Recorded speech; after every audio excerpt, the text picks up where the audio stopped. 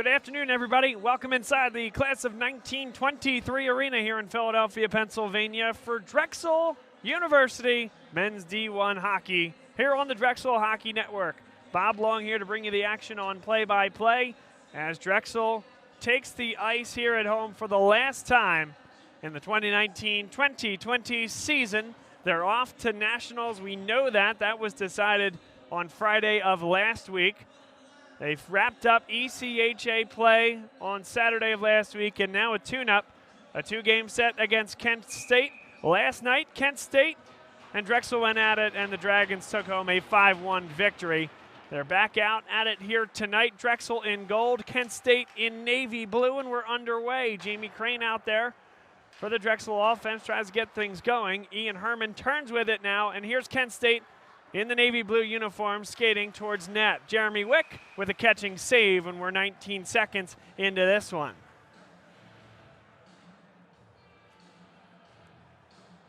One more look there, Wick with the save.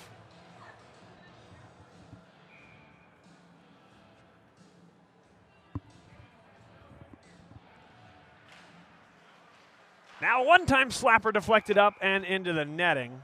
Good stick there by Chris Hagan, number 22. I'll do the face-off again at that same far side dot in the offensive zone for Kent State. And Kent State able to come up with the puck there. Herman with it now, edge of the circle. He'll take it down below the goal line. Nearly poked away him from there. Nice job by Wyeth Cool and Gianluca Travia. And now all the way down the ice as it hopped over the stick of number 2, Trent Bubanek. And now an opportunity in front for Drexel. Couldn't quite control it, but a big mistake on the first touch of net from Ben White. Now a shot. Big save by Wick. Rebound, and he came across to get the glove save. Nicely done. The first one probably too big of a rebound for Wick's liking. The second one able to slide across lateral movement and makes the save calmly.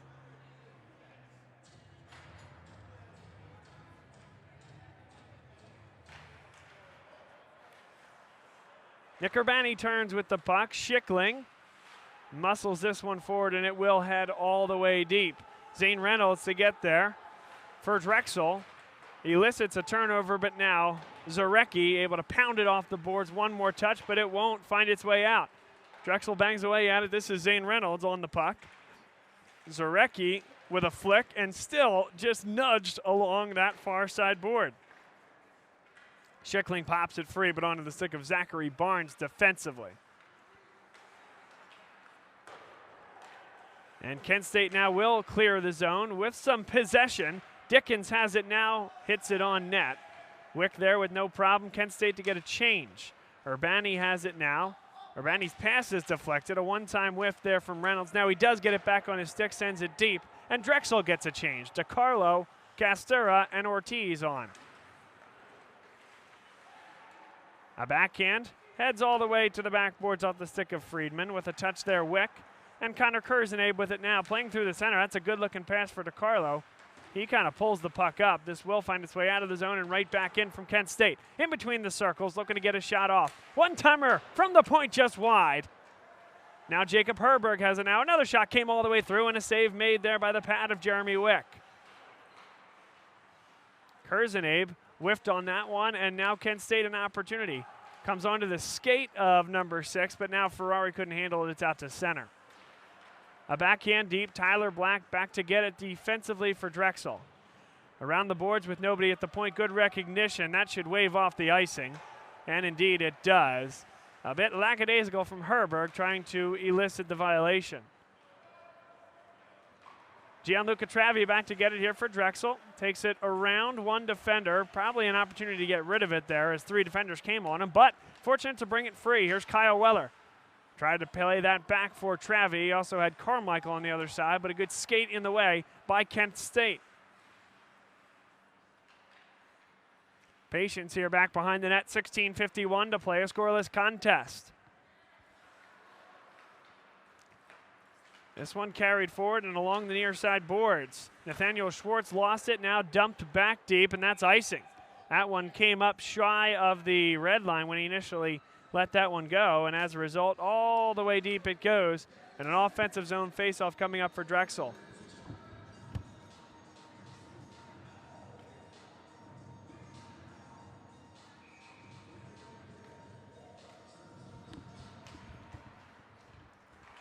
Now across to Travia at the opposing point, plays it deep. Aaron Carmichael in there.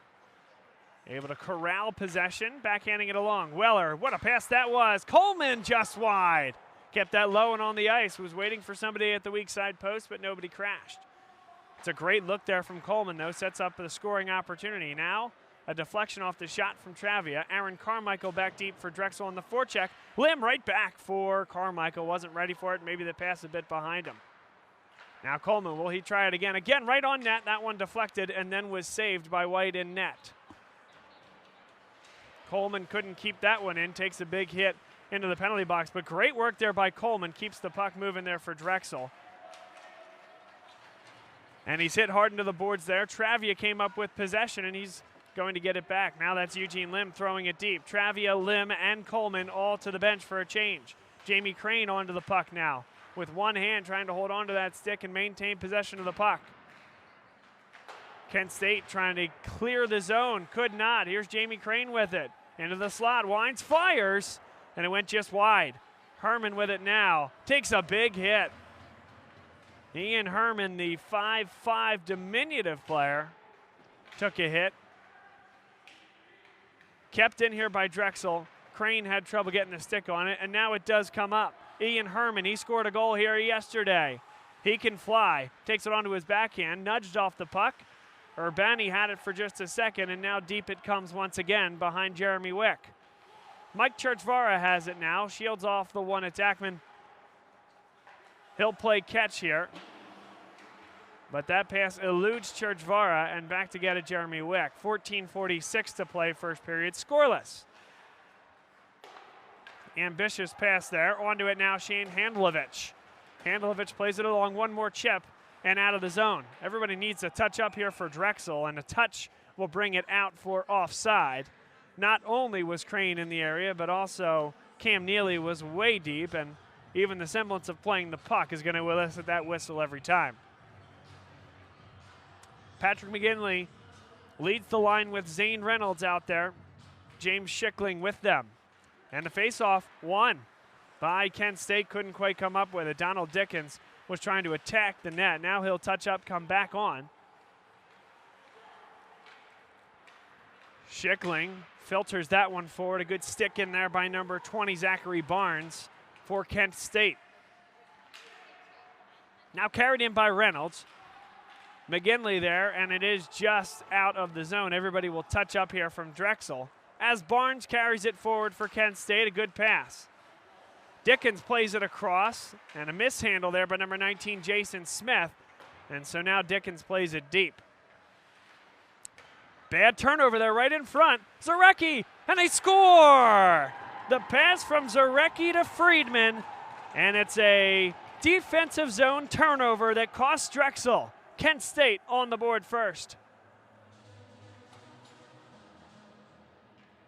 Nicely done there. Zarecki working hard. You saw Dickens after the initial misplay on the other side by Smith. He works hard, chops it deep. Zarecki in there first. Just one of those out-hustle type of plays where Kent State ends up with a goal to show for it. 13 minutes, 40 seconds to play here in the first period. Kent State also scored the first goal in last night's contest, and then Drexel would score the next 5 en route to victory. Black plays it forward. That's a good-looking pass. Now one-on-one. Castor onto the forehand, a shot just wide. Tried to beat goaltender White, blocker side. Castor overskates that one. Good work there by Justin Bioni to flip it up. And it could create the opportunity, but it bounced over the stick of Friedman. Now into the neutral zone, looking for possession. Kurzenabe lost an edge. Black is back there. Now Kurzenabe back. Big save by Jeremy Wick on the wrister. 13:03 to play. We get one more look at this one. And Jeremy Wick sizes that one up the whole way.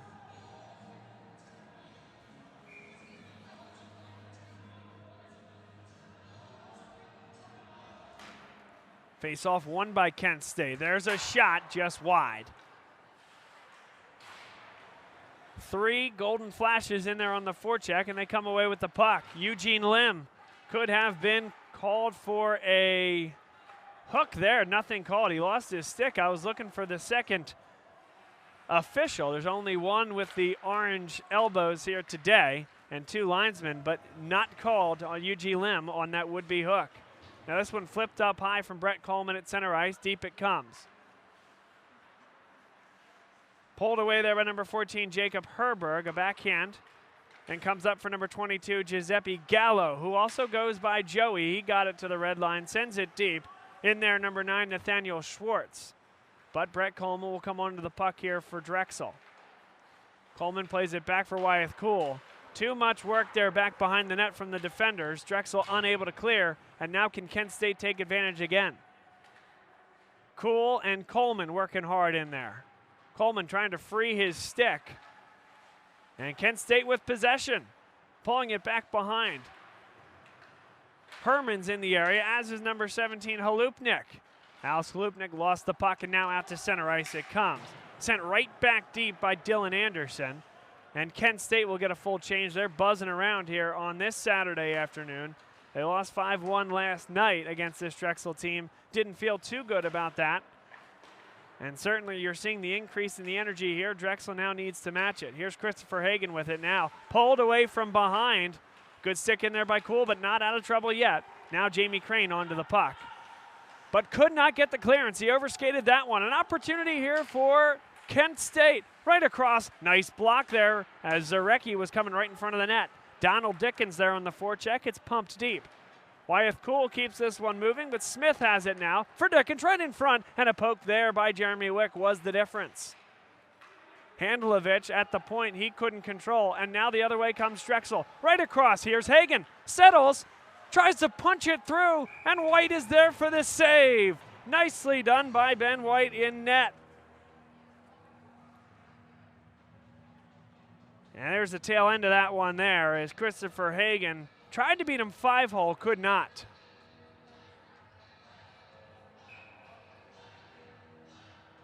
.10:49 to go first period. Kent State 1, Drexel nothing. And Zane Reynolds has to avoid the legs of the linesman. Reynolds now works hard. He's muscled into the boards, and Kent State will bring this one the other way. Jacob Friedman carries it forward to the red line and dumps it deep. First to it will be Hunter Hilbrecht, and Hilbrecht overrun it. Zane Reynolds will carry this forward. The break started there by McGinley, taking off the puck with a hip check, but Schickling will get there first back below the goal line. And McGinley and Reynolds now, Churchvara had a decision, decided not to pinch, has to come back now.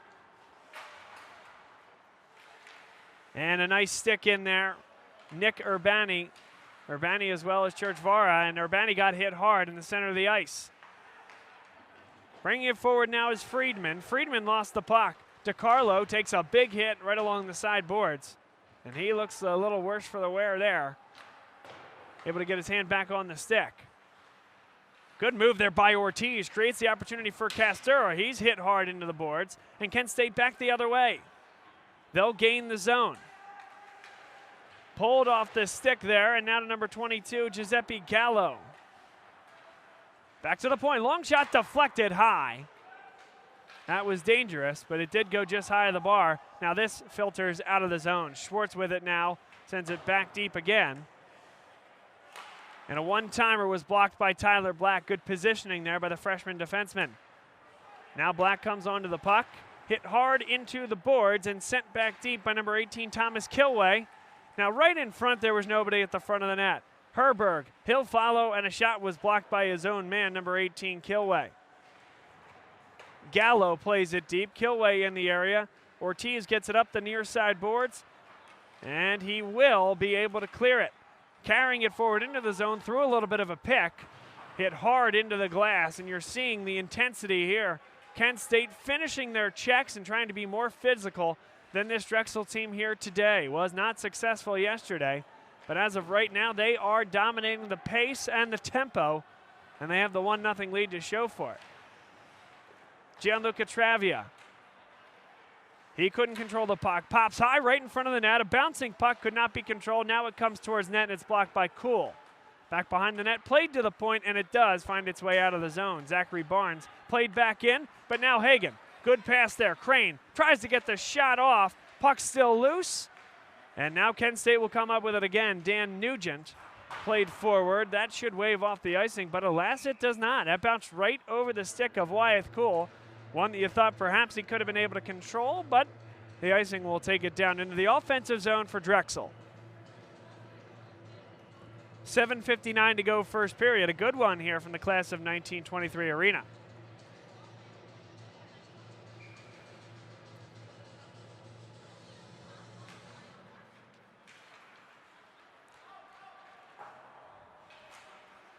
Man, the strength here from Kent State certainly bucking its head at this point. Even off that faceoff, kind of controlled things. And Chris Hagan tries to match it. A good hit there into the boards. Now Crane comes up with the puck. Nearly with a shot. That was just wide. And it'll come all the way down the ice. And we got a Kent State player down behind the play. Won't know if we're going to catch the end of this one. There it is, just the end. Don't understand or didn't see why that happened. Christopher Hagan is headed right to the penalty box. The official saw what happened there.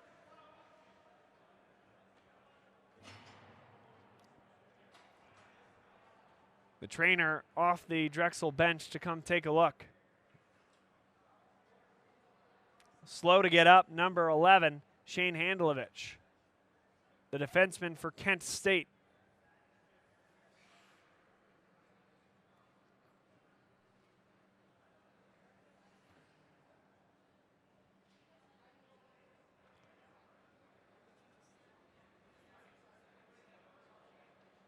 Hand up near his head.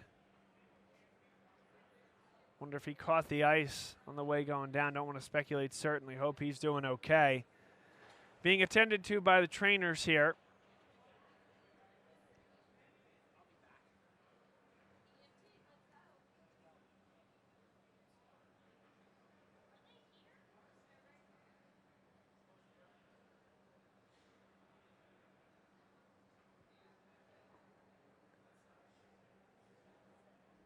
Certainly the concern right now. Shane Handelovich, 6 foot, 165-pound defenseman. He's played in 20 games this year, 4 assists on the season. He's done a nice job in the game plus that we've seen him here for Kent State.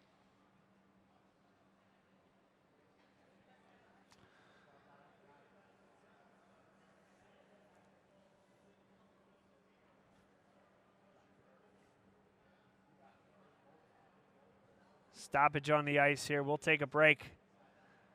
Play an interview that we've had with some of the Drexel hockey players over the course of the year. We'll keep you updated on this one. First, we'll start with Aaron Carmichael.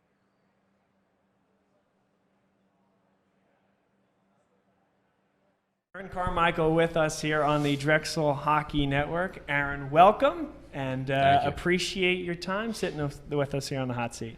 Thank you. Thank you for having me. Yes. So 2019-2020, walk me through it. Expectations, goals? Pretty high expectations for this group. We did pretty well last year. We fell short in playoffs, but I feel like if we continue to go on the path we're going, we'll push through, make another big playoff appearance, and hopefully get to nationals. But like a couple of guys said, we got to take it day by day. What was Dallas like last year for you personally, and then spreading that to the rest of the team? What was that experience like? Dallas was a great experience overall. Never been there before last year. Thought it was great traveling down there. It was definitely a very classy tournament to go to. There's a lot of stuff going on. The rink was great there. It was huge. It was cool to play in an atmosphere like that. And obviously, best talent around in our league is out there. And I understand that nationals are again back in Dallas this year. Yeah, so we're definitely doing a big push to get out there. Dallas is a great town. We had a chance to go out and see it a little bit after we unfortunately lost, but it was definitely a good experience getting down there. When people look at Aaron Carmichael out there on the ice, what are they going to see? What's your game like? What is your kind of pride and joy when you're out there? I like trying to open up the ice, see a play, see 2 plays ahead and try to make a good pass, try to get some of my line mates to score. I don't score too often, so just try to be a playmaker out there, maybe block some shots, stuff like that. That's good. And what games do you have circled on the calendar personally? Anything that you're looking to avenge this year? Yeah, so absolutely. We have our big league games. We definitely want to get back at Navy. Westchester's always a tight game. But I'm looking forward to some of the out of league games, like the Stony Brooks and Buffaloes, because I feel like they're going to be a good test for us. You know, he actually just walked in the room off camera, but I really thought you were the guy to give me a Kyle Zoldi impression. We'll ask him maybe to leave the room. There you go. He's heading out. I feel like you're the guy, Aaron. Are you the guy? I don't know. I don't know if I'm the guy. But it's just a lot of generic stuff. He'll great guy, obviously. He always Let me lead off with that. He always has the right things to say. He'll come in and be all serious. He's all right, boys, great period, good stuff. Just get back out there, do your thing, play the system. You guys know what to do. Get back out there. So there's no Herb Brooks from Miracle or anything like that? No big. I want you to be a hockey player. Yeah, no huge big pump up things, but he always seems to have the right thing to say. That's good stuff. Well, hey, Aaron, we appreciate you coming on. It's good to talk to you as always. We'll be watching you out there as well as the rest of the team. All right. Thank you. Thank you, Aaron.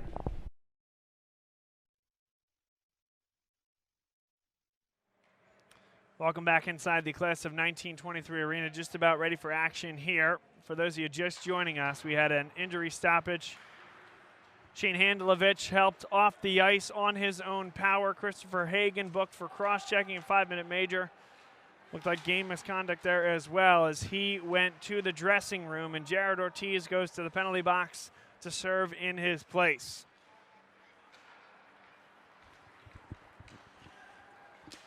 And that also spells the end of Christopher Hagan's career here at Class of 1923 Arena. Of course, this is the last home game, and Chris in his senior campaign.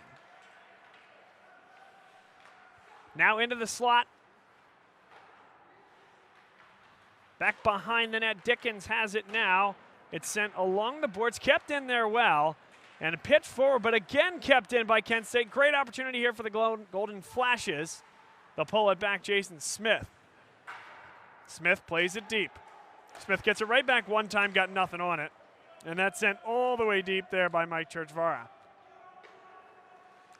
1 minute off this 5-minute major. Chris Hagan to the dressing room. Game misconduct. Zarecki plays this one along.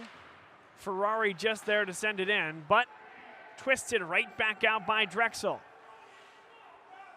And really nothing doing thus far for Kent State on this power play. Now Neely's a little bit out of position. He has to hustle back as Zarecki plays it across. He'll get it right back on the lifted pass. Gaining the zone and stopping it right there at the point. Played across, brought down here by Ferrari, and played deep again. Back to the point. There for is number 20, Zachary Barnes, who winds, plays it across for Ferrari. Into the circle, right across, in between, takes a shot. Nice job by Black. Got in the shooting lane and blocked it. Now Black comes onto the puck again. It's sent back behind the net, and Herman there to get it for Kent State. The diminutive Herman comes onto the puck, takes a little cross-check to the back there into the boards, and we play on. Kurzenabe has it now, twists it deep, and nobody there. In fact, first to be there will be Zane Reynolds. Reynolds holds onto this puck for as long as he can, and what a job that was. Now pinching, Churchvara plays right across, and he was trying to dish it back, but unfortunately Reynolds was heading to the bench. Lynn thought he was heading to the weak side. 4:55 to play first period. Kent State 1, Drexel nothing. 2:20 to go. On the power play here for Kent State, a 5-minute major issued to Chris Hagan for cross-checking. And nice job there by Drexel. Carmichael lifts it deep. Eugene Lim back there to get it. Don Dickens with it now. Lim lost his stick. Dickens carries it in to the edge of the circle, played it back. Smith thought about taking the shot, nearly taken away from him, and now Eugene Lim taken down back behind the net. Friedman plays it across. One-timer across, takes the shot, saved by Wick. Another one, and he kept on that near side post. 1:35 to play. One-timer was wide and high off the stick of Justin Bioni. Friedman with it now. Played it deep for Halupnik. One-time shot was wide again on a deflection. Eugene Lim tried to lay the hit, but a bigger Justin Bioni hung in there through it. Now possession still until Lim gets it on his stick and sends it deep. 1:11 to play. Drexel nearly there on this 5-minute major. They've killed off just shy of 4 minutes at this point. And a tripping call. Pretty easy call there is Patrick McGinley taken down. Friedman doesn't like it. But again, that's pretty simple there. The stick on the ice, McGinley taken down. Rob Ferrari goes to the box for 2 minutes for tripping.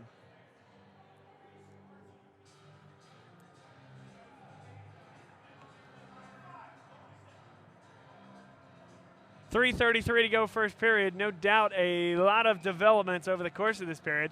Now 4-on-4 for the next minute 3. Certainly you'll notice that Drexel on the shorthanded nature of the last 4 minutes has been quite effective. In fact, has arguably created more scoring opportunities than Kent State has had. Let's see what 4-on-4 may look like. Kent State will bring this forward. Here's Ian Herman with a full head of speed. He is dangerous. Tries to lay it back. What a great defensive play that was by Tyler Black. With him every step of the way.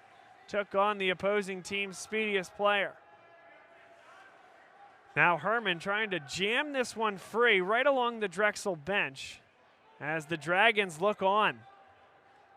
Referee is asking to keep the puck moving here, and now Drexel able to bring it free. What a pass that is. Here's Schickling, one-on-one to the backhand, and a save made there by White as the net came off the moorings simultaneously.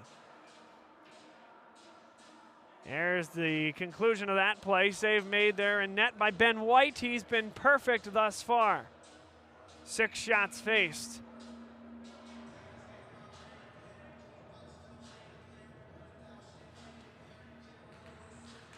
And Neely wins the faceoff, a shot just wide off the stick of Zane Reynolds.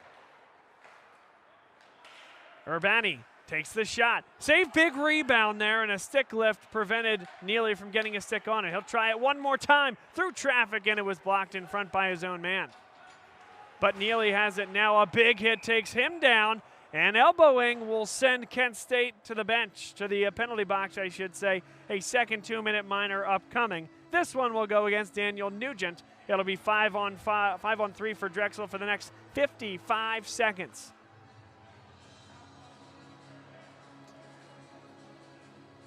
And some words being exchanged.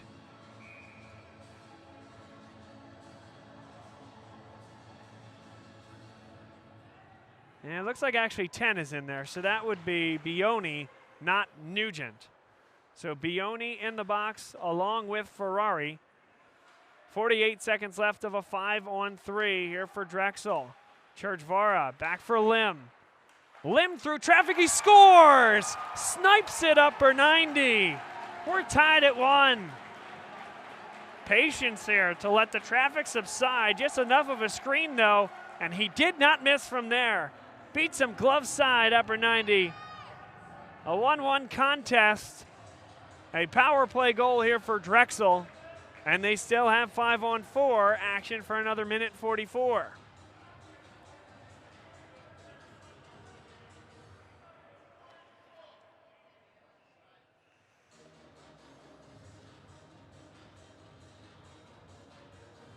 Eugene Lim put some heat on that one.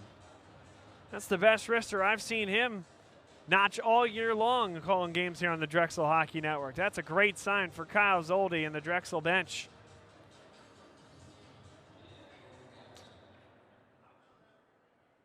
Now a bit of a delay here over at the scorer's table, and now we're ready to go. 5-on-4 for the next minute 40 as Carmichael takes it at the red line. He's going to gain the zone. Played back for Eugene Lim. Lim at the edge of the circle, back for Churchvara. There's a shot through traffic, and it was wide. Carmichael comes onto it now. What a pass that was across the backhand, right in front, they score! Drexel on the board again, and it's 2-1. 2 power play goals within the span of a minute. It's Jamie Crane to score the goal in front for Drexel. The assist by Aaron Carmichael.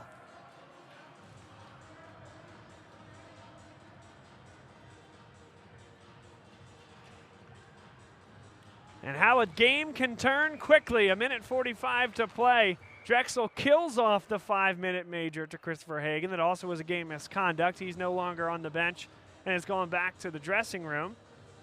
But they kill that off.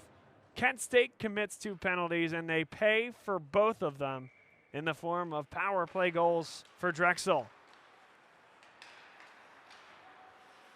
Now Churchvara backhands it from the red line. 1 bounce, and it had to be saved there by White. First on it right in front is Drexel. Here's Urbani. Wrists it through on the weak side. It came off the bounce, and it's brought forward by Herman to the red line. He'll dump it deep.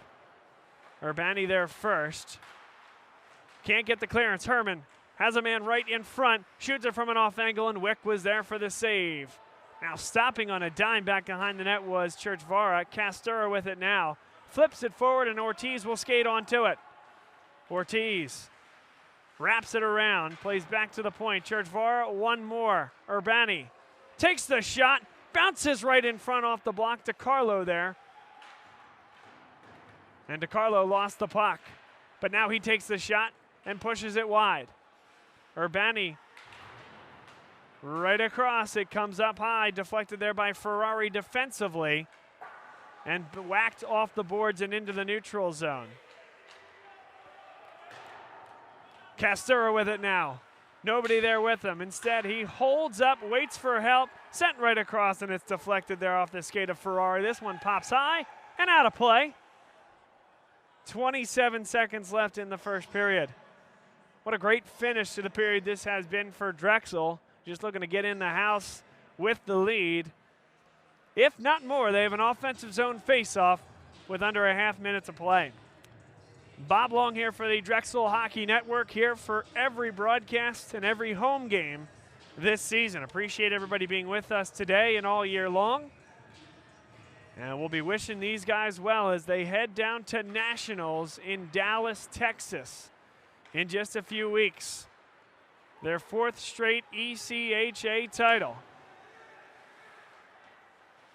And that has granted them the auto bid. Big hit takes down Zane Reynolds. That was number 10, Justin Bioni. And now a whistle on the touch. And Zane Reynolds is going to head to the box too for that last little whack.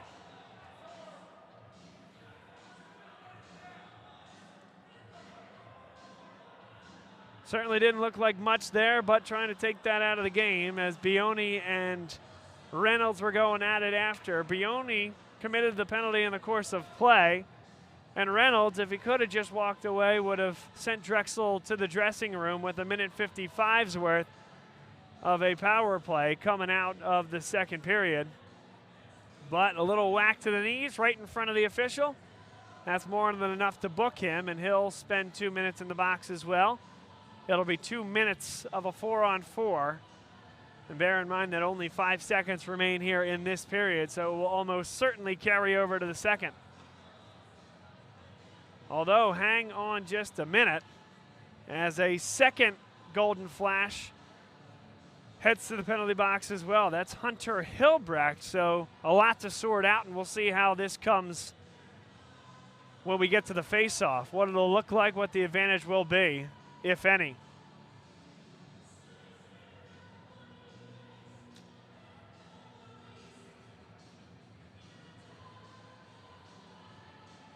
The official right at the far side of the screen, just to the left of the red line as you see it, having an impassioned discussion with the opposing captain. Churchvara, I think this one will be a little bit quicker. Kent State looks to be in more of an argument. And that does subside quickly right at the center of your screen.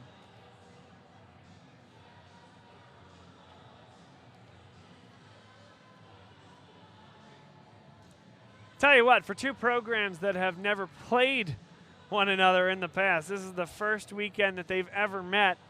And you'd think there was some bad blood. We've seen some stoppages, some big hits, a lot of physicality out of Kent State. Drexel trying to match it. A lot of special teams opportunities on both sides. It's been Drexel to take advantage. A 2-1 lead, both of them on power play goals.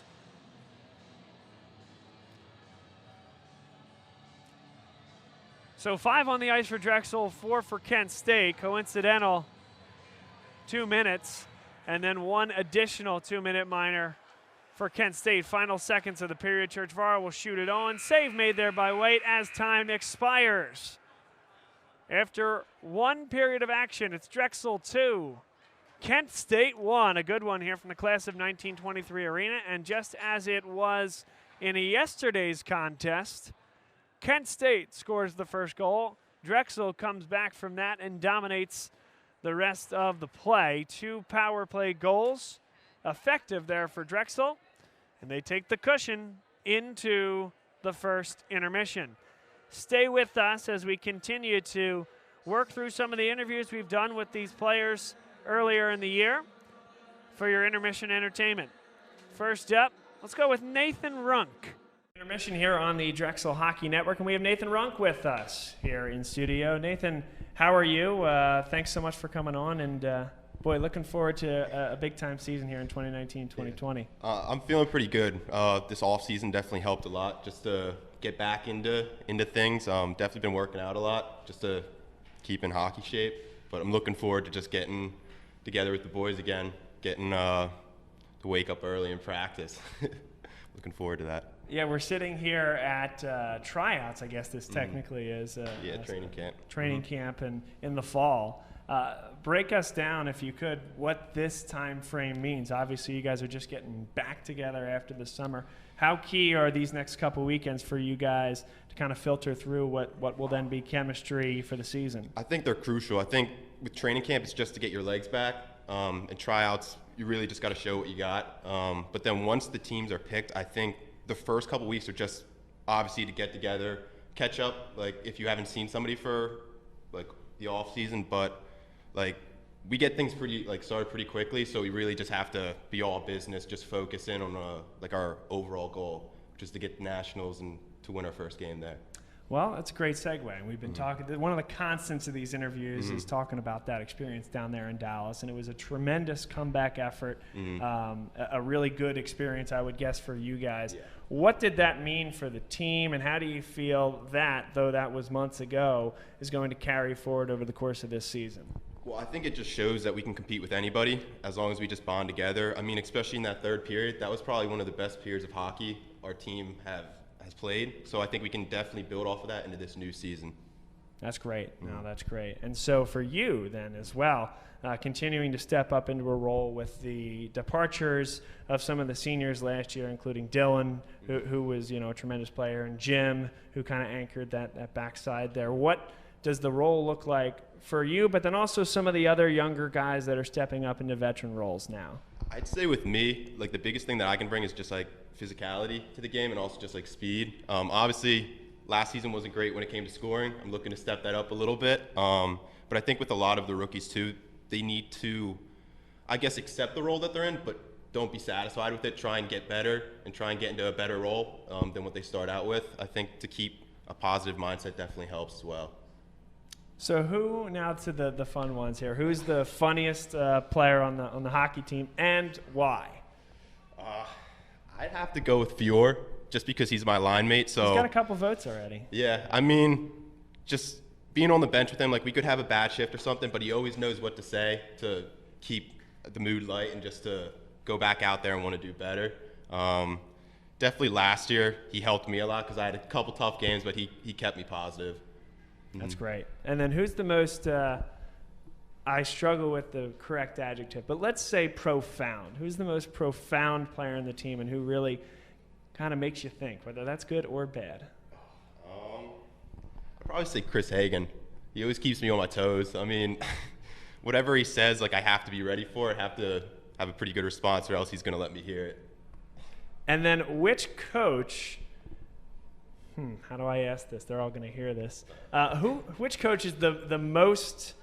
Which coach is the easiest to like make fun of? Let's put it that way. What are the things that the coaches do that you guys are making fun of in the locker room? All in good fun, of course. I'd probably just say Derek. I mean, he's kind of the shy type. I know we let him hear it during the intermissions and at the end of the game because he's not a talkative guy. Like he doesn't really say much, but it's all in good fun. I mean, nothing personal. That's all about building the character of a team and chemistry. So that's why I asked the question. But it's things folks want to hear when they're getting to know you guys and watching you guys every week. So appreciate the time, Nathan. Best of luck with the season. Thanks for coming on. We're here with alternate captain Jamie Crane on the Drexel Hockey Network. Jamie, appreciate you being with us here today. And I'll start with this. We come into September, and you guys are in training camp, and you'll be on the ice skating against live opponents very quickly. What's the job of an alternate captain, and how has this offseason been different for you than prior ones? I think everyone's ready to get back after it. I think a big thing is really getting out there and like setting the tone. We've had some good summer skates. Everybody's excited to be back on the ice, and I mean, for me, I feel like I really got to go out there and, like I said, set the tone, get everybody going, and get everybody ready for the upcoming weekends. This summer is a little bit different. I feel like I have a little bit of different perspective on things coming ahead. Last year I wasn't sure what to expect coming in as a transfer, but I think we had a good year, and I'm definitely ready to get back after it.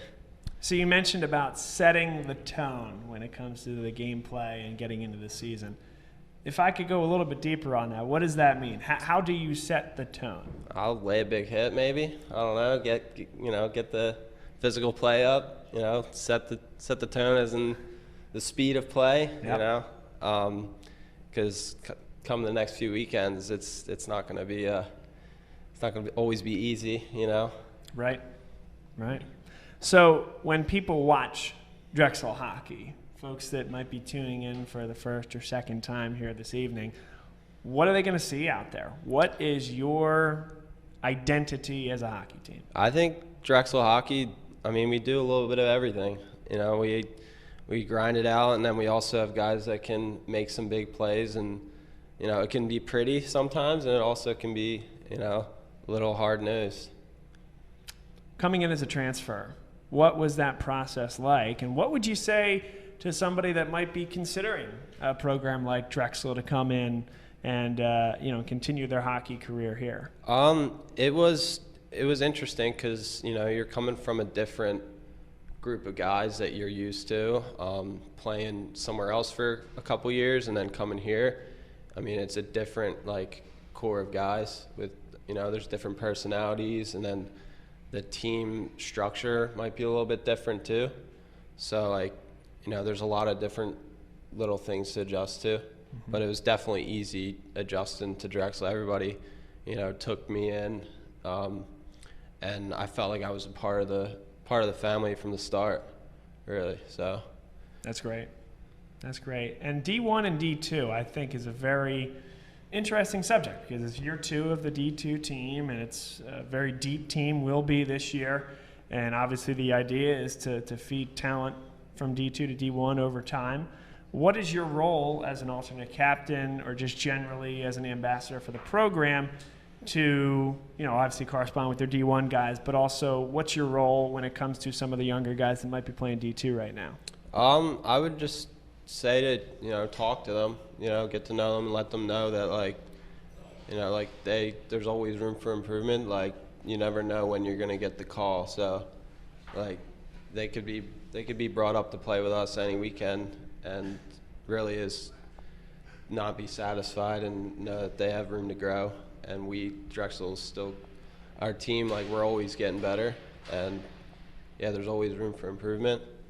So I would say the thing would be to reach out to them and make sure that they know that the coaches are always watching. All right, a couple quick hits for you before we get you out of here. Who's the funniest guy on the team and why? I would say Carms. I mean, I sit next to him in the locker room last year, and he's always a easygoing, happy guy. I don't know. I've never seen him without a smile on his face. He's always cracking jokes. And then when it comes to road trips, and you guys have the opportunity to travel all over the country to play this great game, what's the best part of a road trip, and what could you do without? It's easy to say that you can always do without the homework on the road trip. No one wants to think about school when we're on the road. But yeah, the best thing about road trips is just being with the guys. The whole weekend, we're just all together in the hotel, from the bus. Yeah, road trips are always a fun time. Oh, that's great. Well, you'll have a lot of them this year. Hopefully a lot of success as well. We'll be watching. We'll be broadcasting you guys all year. Congratulations on the alternate captain role this year, and we will be following along, so thank you. Awesome. Thank you. Back, it's Intermission here on the Drexel Hockey Network, and we have the captain, Mike Churchvara, here with us. Mike, welcome, and thanks for spending some time with us here. Thank you for having me on. It's really nice to be here again. It's been a while. Absolutely. Yes, it has been, but happy that it's hockey season again. All is right with the world. Definitely. All is right. I know what to do now. Yep. I'm okay. So what you have to do this year is take over for a captain in Dylan Hart, who was a tremendous ambassador for the program, a good face internally and externally for everything that the program stands for. Right. What personal responsibility do you take there, and how do you look forward to executing upon everything you need to do on and off the ice?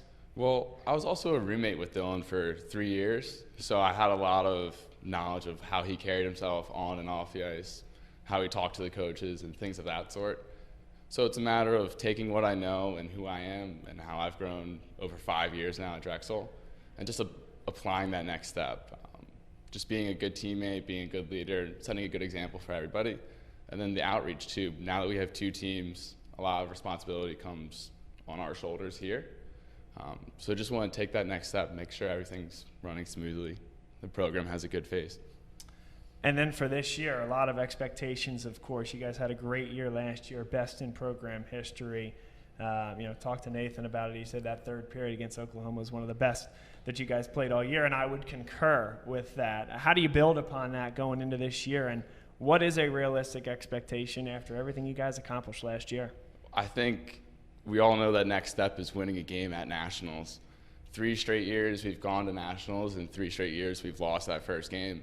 I think we've built each year to the point where last year we were a goal away.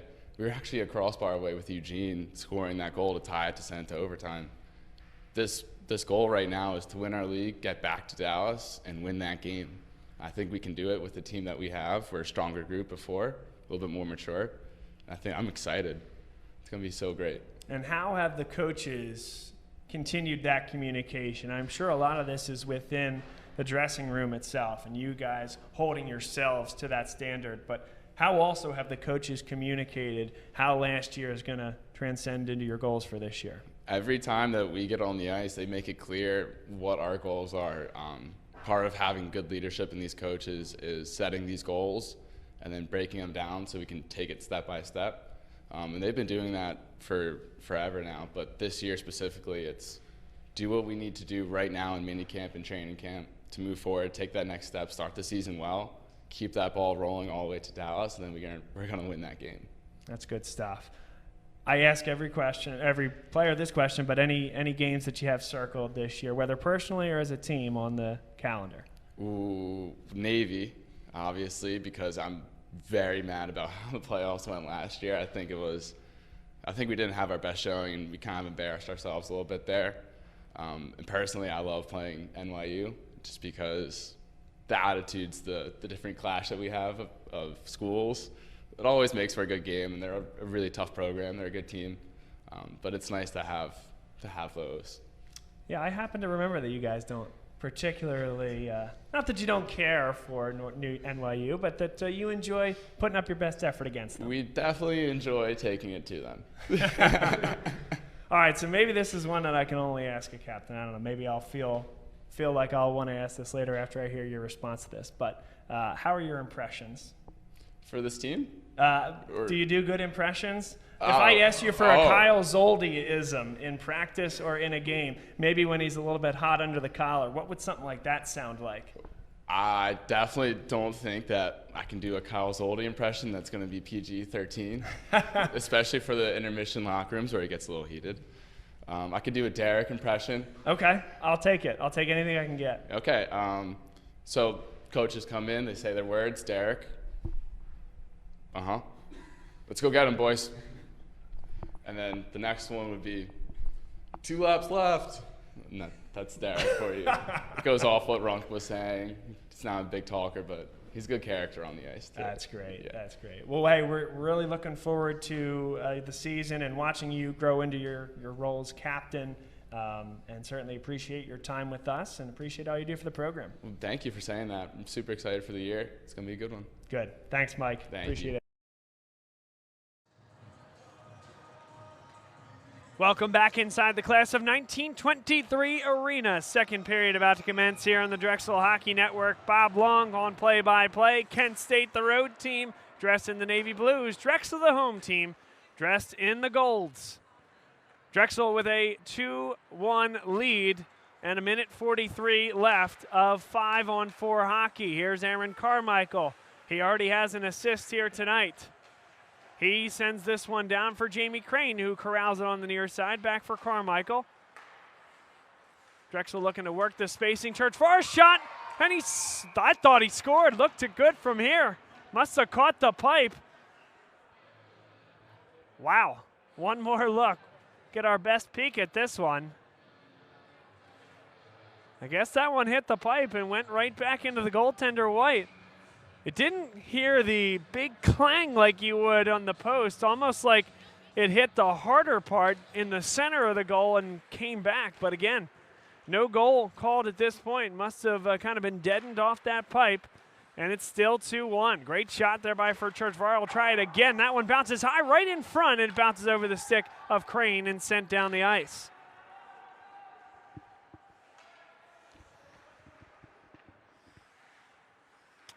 Here's Mike Churchvara playing it back. A backhand, that's not a good giveaway there from Lim. Unfortunate. Drexel not going to be burned for it on the shorthand, but precious time elapses. Now Churchvara plays it forward. Brought into the zone. Schickling couldn't control and whipped back deep again by Kent State.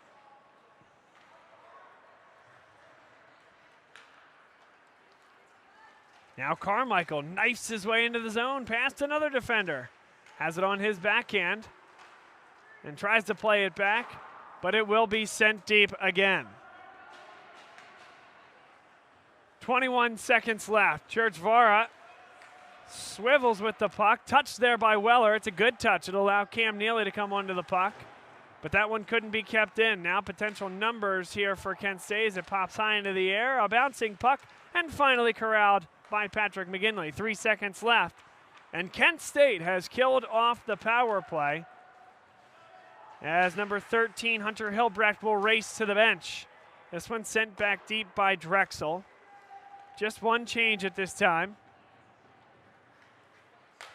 Chris DiCarlo on for the Dragons.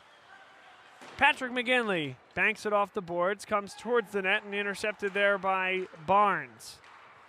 Now Herman won't win the race to it. Tyler Black tries to fillet the puck along the near side glass. He's hit into the boards. Now it's flipped high there and right back onto the stick of Drexel. Black with it now, carries with a lot of space. Coming up the middle, a touch there at center ice by Weller. And that should be icing. And indeed, there's the whistle with 17 minutes, 16 seconds to play. It's 2-1 Drexel, no score through the first 2 and change here in the second period. An important game here for Drexel. This the last game for the Dragons before the final Nationals rankings are released on March the 1st. And you might be thinking, that's a long time. Yes, it is. 2+ weeks of no games. Confirmed that the ECHA playoffs are the weekend of March 7th. So a win here today for the number 13 ranked Drexel Dragons certainly would put them in a position to kind of just watch the world burn around them in ACHA hockey for the last 2 weeks before the Nationals rankings are released in their finality on March the 1st. What that also means is that as the number 13 team, they would just need to move one spot higher in the rankings as we get a whistle with 16:39 to play. Only would need to move one spot higher in the rankings in order to ensure themselves a first-round bye in the Nationals tournament. Getting to 12 would prevent them from needing to play on Thursday and move them to play the number 5 team in the country. Of course, lower, 11, they'd face 6. The 10 seed, they'd face the 7th team, and so on and so forth. But if they're 13th or higher, they'll have to play anyone from 13 to 20 in the first round. We'll kind of call it a play-in round before they get to the round of 16. So a lot to play for here in the final 2 periods, even though this is not a conference foe or a traditional rival. And now it's an opportunity here for Kent State. A shot through traffic, nicely done by Brett Coleman. He's hit hard into the boards, and Castera comes up with it. But the big thing there from Coleman was to get that block, and he did so effectively. Castera, he'll gain the zone and send it deep. Jared Ortiz back there, as is number 14, Jacob Herberg for Kent State. And now 4 men jam at it, 2 per side. 15:50 to play second period. Along the far side boards, they'll play this one forward as Justin Bioni. Bioni makes 1 miss. Coleman pushes it into the air forward and onto the stick of Nathaniel Schwartz. Schwartz's pass intercepted. Eugene Lim nearly lost an edge and thereby could not control the puck. But Lim got the block. Here's Charchvara, comes onto his forehand, takes a shot, and it went right across the paint. And Eugene Lim taken down, maintains control into the slot. Urbani had trouble with it. A backhand and a dangerous pass creates numbers the other way for Kent State. Nicely done defensively, getting back by Aaron Carmichael to bail out his teammate there, Urbani. Now Urbani gets it back, plays it along for Eugene Lim. Aaron Carmichael gains the zone. Played across, what a pass. Eugene Lim couldn't get the shot off. And now turning back the other way. A lot of open ice here at class of 1923. But 1 on about 4 as the rest of the Kent State Golden Flashes go to the bench, and a deflected shot went just wide of the net. Played deep below the goal line for Jacob Friedman. Taking down the official on the way there, and now a good stick in the way there by number 6, Chris DiCarlo for Drexel.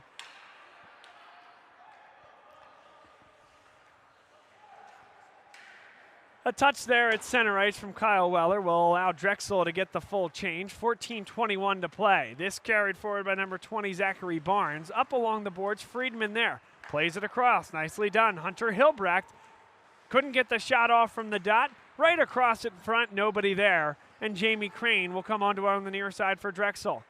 A long pass does find its way under the stick of Neely. Taken down with a hip check.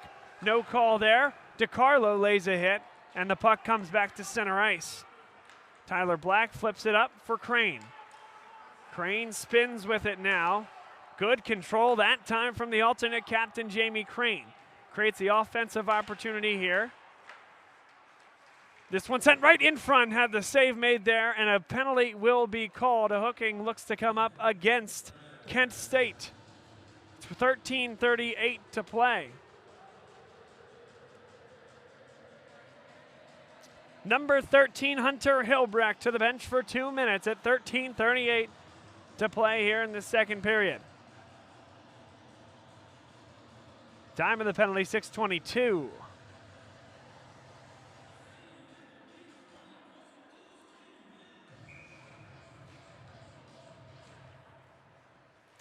A fight for possession. Neely back to the point.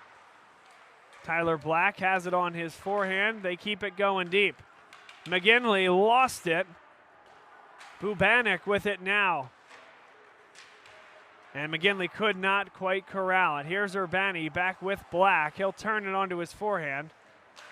Good pass for Weller. Up to the line, poked away from him, and Urbani will have to scamper back to it. 1:33 to go on this power play for Drexel. 13:08 to play in the period. Touched there by Patrick McGinley. Now they'll whack it deep.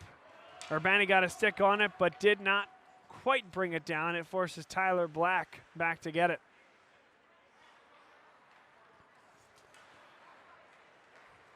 Nick Urbani skates it forward. Black with it now. To the red line and pokes it deep. He'll chase it himself. Smith with it, backhands it. Nice keep there by Weller. But now, potentially numbers here for Kent State, and they couldn't control it. They'll try to get a quick change as Black comes on. Back for McGinley and back out of the zone. Good touch there by Zarecki. Urbani strong on the puck. Keeps the possession, pops it up, and that one went off the post again. Great opportunity there for Drexel. Might have been a high stick anyway, but somehow stayed out of the net on the deflection by Patrick McGinley. That's beautiful. 12:16 to play second period. Drexel continuing to fight and continuing to create the opportunity.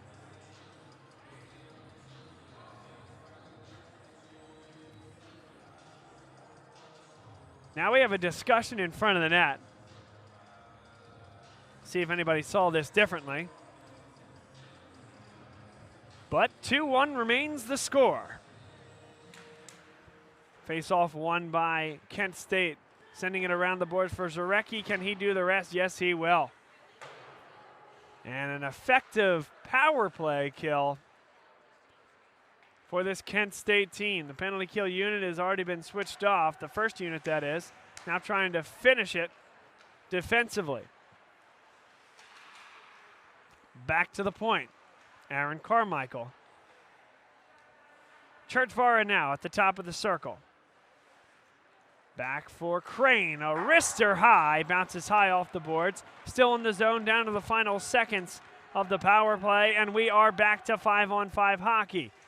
3 Dragons in there jamming away at the puck, trying to create possession. And Schickling comes up with it. Eugene Lim now skates to the near side boards. Had possession of the puck for a moment, and now at center ice, Mike Churchvara has to hightail it back. Ferrari with a shot. Save, big rebound, and another save there by Jeremy Wick. Aaron Carmichael takes down Ferrari into the glass. Mike Churchvara able to just get it out of the zone as he takes a big hit.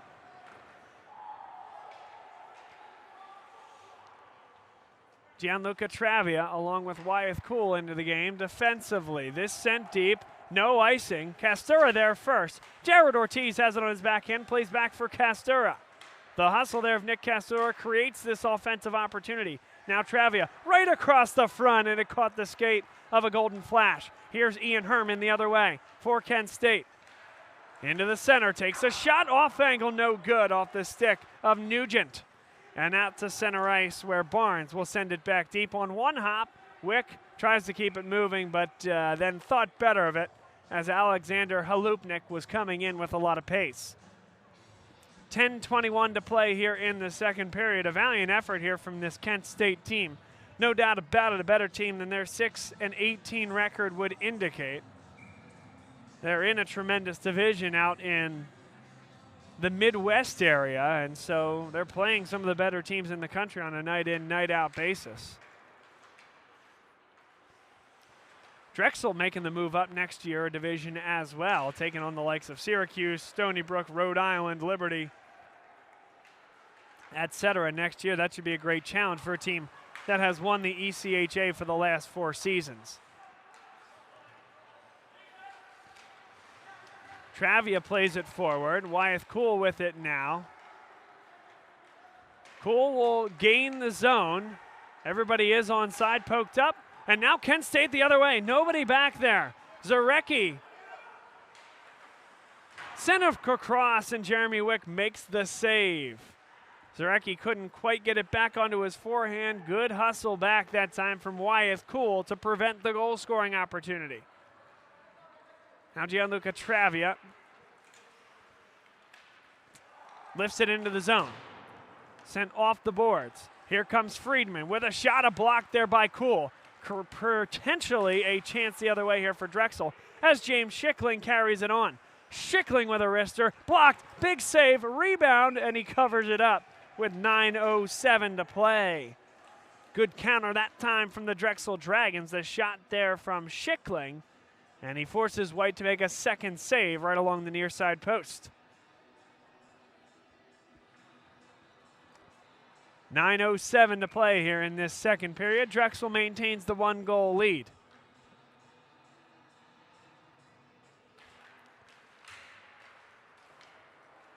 And here comes Friedman the other way. Works through one defender. Tyler Black there with a touch to create possession for the home team. Jamie Crane, this flipped high up and into the second row. Stoppage with 8:54 to play here in the second period. This portion of today's game brought to you by Drexel University's LeBeau College of Business. Visit them for more information at drexellebeau.com for graduate, postgraduate, certainly undergraduate programs that they may offer here. See what's the right fit for you.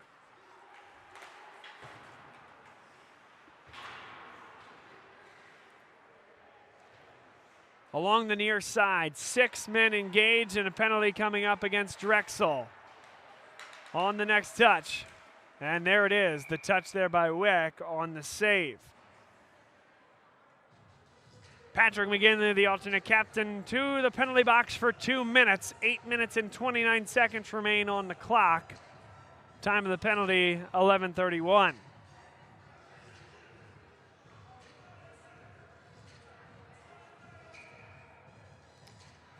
So now Kent State, they've been decimated by the Drexel power play. Can they convert on their own special teams opportunity?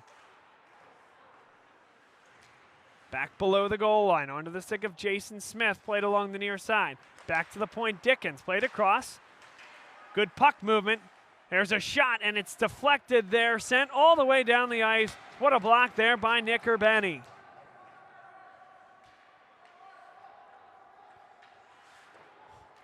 Dickens has some trouble as he's hounded by Eugene Lim.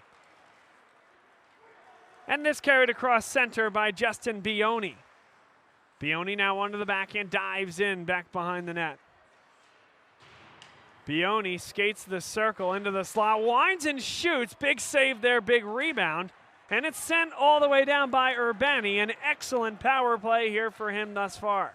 He did not have a lot of space to send that down the ice, but got it onto his stick, contacted it with the correct pace. And now Cam Neely in there on the forecheck, never afraid. Here's Churchvara pulling this one back. And Churchvara gets a skate on this one.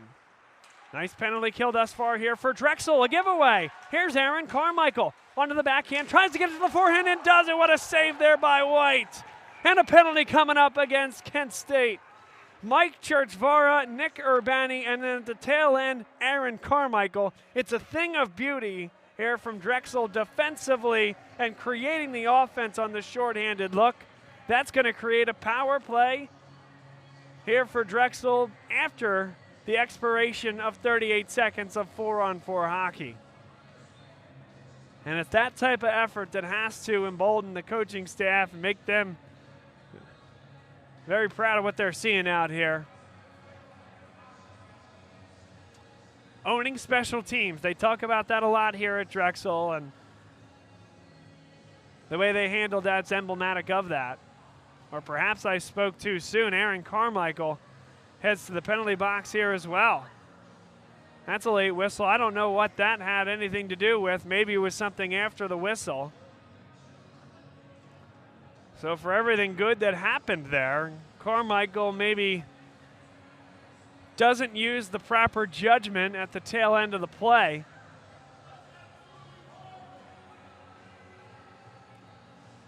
And it looks like Kyle Zoldi has some words as well, and I can understand that because there's nothing that I saw there before, during, or after the whistle that would have led to Carmichael heading to the bench, heading to the penalty box for a 2-minute period.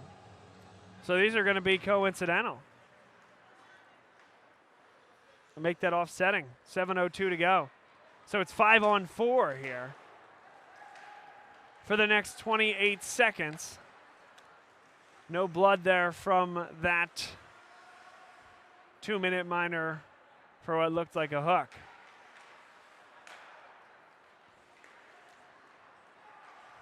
Kurzenabe got a stick on it. Here's Herman back below the goal line. Kent State with 10 seconds left. And an unforced error that kind of gave Drexel the end of this power play. Drexel kills this one off. Back to 5-on-5. Patrick McGinley back onto the ice. 6:24 to play second period. Big hit there by Jamie Crane. Sized up Zarecki. Now here's Lim taking the shot. He scores! Another snipe from Eugene Lim. Puts Drexel up 3-1. That's a thing of beauty there from Eugene Lim. Another time he beats White glove side. And more of the same here from this Drexel Dragons team. Offensive pressure, counterattacks, and a second day in a row when Kent State scores the first. And Drexel then takes off from there. That's 3 straight here today. After Kent State opened up the scoring last night, Kent State scored the first, did not score from there, and Drexel won the game 5-1. Here's a block, and McGinley comes back the other way. He has Castura with him, and offside. I don't know about that one. Let's get one more look. Perhaps the skate didn't go across, or maybe the puck didn't go across before the skate. Maybe that's the call. Tough to see right at the bottom of our screen, but the linesman was right on it.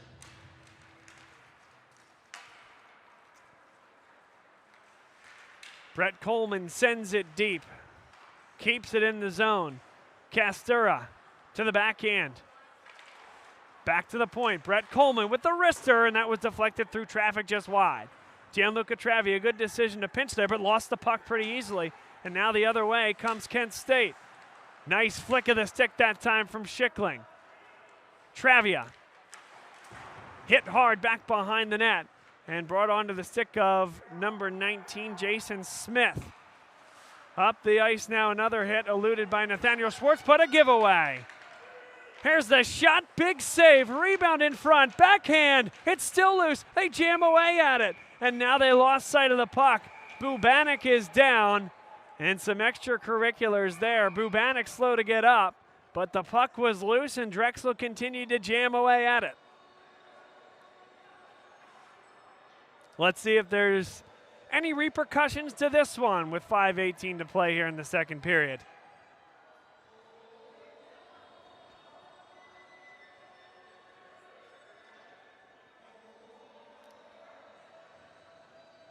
Castura with his face to the officials and his teammates trying to hold him back. I don't see anything thus far. No whistle, nobody being sent to the penalty box. Aaron Carmichael and Rob Ferrari remain in the penalty box.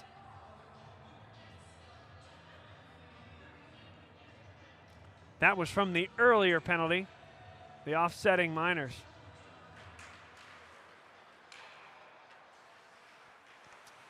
.5:13 to play. And Jeremy Wick has to cover this one up. No, he actually kept it moving. Nicely done there by Wick, although a turnover. Will he come back to question that decision? Right across in front, and Drexel will come back the other way. Numbers here for the Dragons. And there's interference, pretty clear. And another one after the fact. Big hit there on Jamie Crane. Let's see if there's one or more penalty. We know there's one. That's the interference. And that's a dangerous looking penalty there as well. Let's see if that one was booked.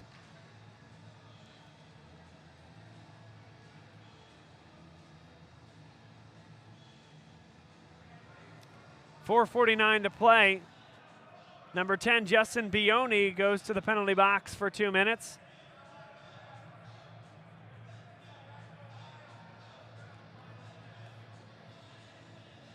And now there's additional discussions here at center ice. A second golden flash going to the penalty box. That's number 20, Zachary Barnes. So both of the infractions were caught and booked. And it should be 5-on-3 coming up here for Drexel. Big opportunity to really take control of this game.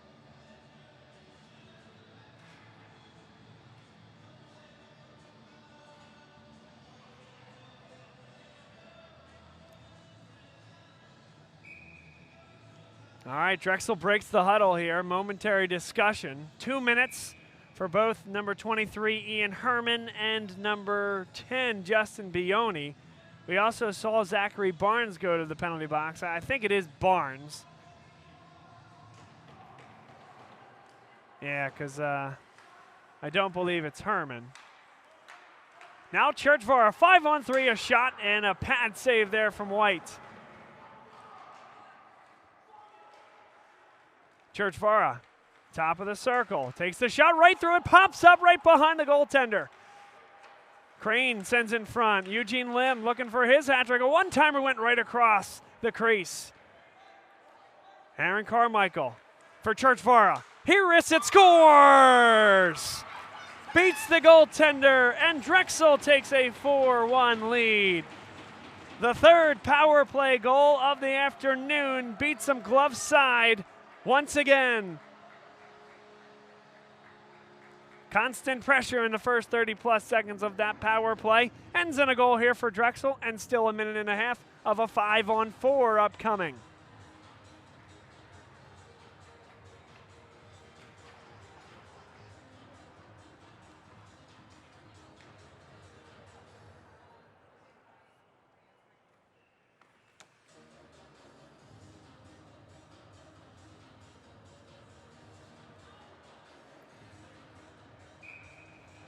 4 minutes, 16 seconds to play here in this second period, and Drexel back in control. We talked at the beginning of this period about the national rankings. Drexel, number 13 right now in the national rankings. A top 12 spot would give them a bye in the national tournament. That would be a first for this program. This is also their last game before the Nationals rankings will be released in their finality on March the 1st. So a win here, and Drexel just needs one other team. Here's a one-on-none. Jeremy Wick rips it away. Glove save by the netminder for Drexel. He hasn't had a ton of work here today, but when he has, he's stepped up. Nicely done by Wick. 49 seconds left on the Drexel power play. But so Drexel 13th, needing 12 to get the first round bye, which would prevent them from playing on Thursday. They wouldn't play till Saturday. So only one team above them would need to lose or otherwise drop in the rankings. With a win here today, you would think, in order for Drexel to get to that point. Now Aaron Carmichael had a shot that was deflected before it got to the net. Drexel will set up on the power play, 30 seconds left. Carmichael plays across for Eugene Lim. Carmichael, a one-timer deflected just high of the net. James Schickling with 18 seconds left. Pulled away from him. Back to the point, kept in by Churchvara. Over for Carmichael, and whacks it deep. Crane across. Eugene Lim couldn't handle the bouncing puck. 5 seconds left. Churchvara. Eugene Lim across for Carmichael. Schickling with it now. Carmichael onto his forehand. 5-on-5 hockey now with 2:30 to play. And some physicality there off the puck. Jamie Crane not allowed to get back to it. And now it's sent deep by Kent State. So the power play has expired, but now an opportunity for Castura. He'll take the shot. Big rebound right in front. Kurzenabe couldn't get the stick on it. Tyler Black, he'll send it right back in. A deflection there by Chris DiCarlo. And he couldn't get it on net. That was a great look there, I think, by Black. Now Castura the other way. Castura brings it right on, and a penalty called against DiCarlo. Probably an unnecessary one. Interference called there. You're going to see it right here as he moves into Kent State's player. A pretty easy call, and again, I'll say it again, an unnecessary one with 2:04 to play here in the second period.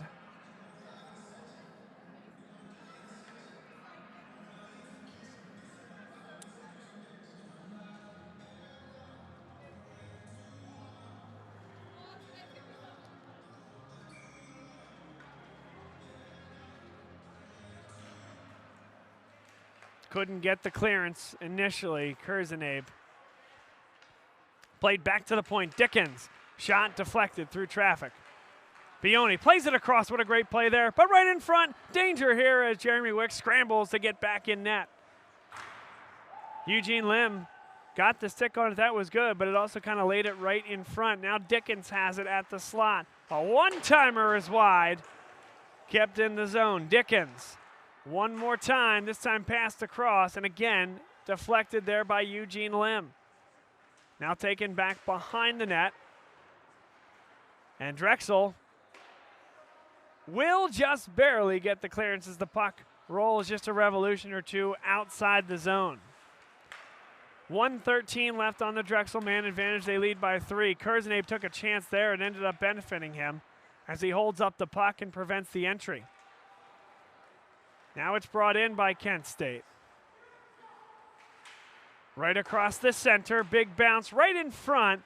Drexel has the puck. Couldn't get the clearance though. Friedman takes a shot from an off-angle, save made there. McGinley back behind the net. Now Herman with it. Couldn't get the shot off with the backhand. A good stick lift there by Tyler Black. 40 seconds left. A penalty upcoming. And a stoppage here with 40 seconds left in the period. 37 left on the Kent State power play. But Kent State will send a man to the box. Elbowing coming up against what looks like Jacob Friedman. Yes, sir, number 8. Friedman to the penalty box for 2 minutes. It'll be 4-on-4 for the next 37 seconds. Only 3 seconds differential between that and the 40 seconds left here in the second period.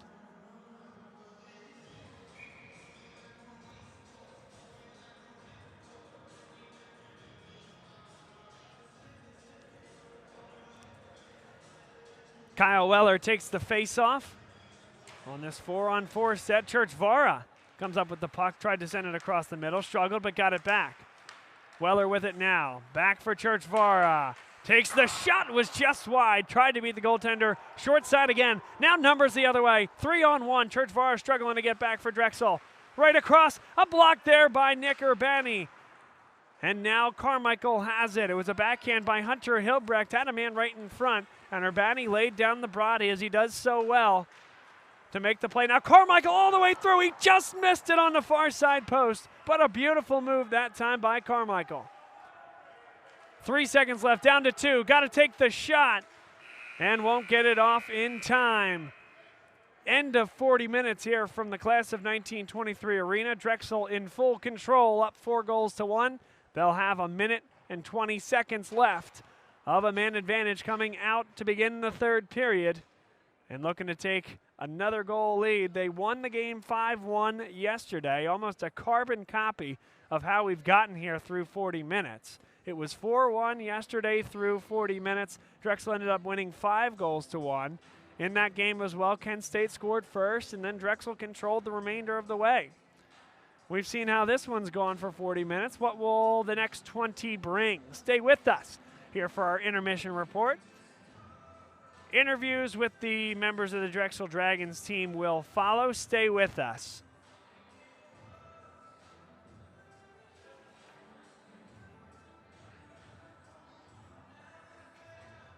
Freeman with us here on the Drexel Hockey Network. Lucas, thank you very much for your time, and we're excited to have you on the telecast. Absolutely. Thanks for having me. Yeah. So D2 hockey this year, there's a lot of buzz around this team, a lot of talent, a lot of depth, a new conference. So walk us through everything.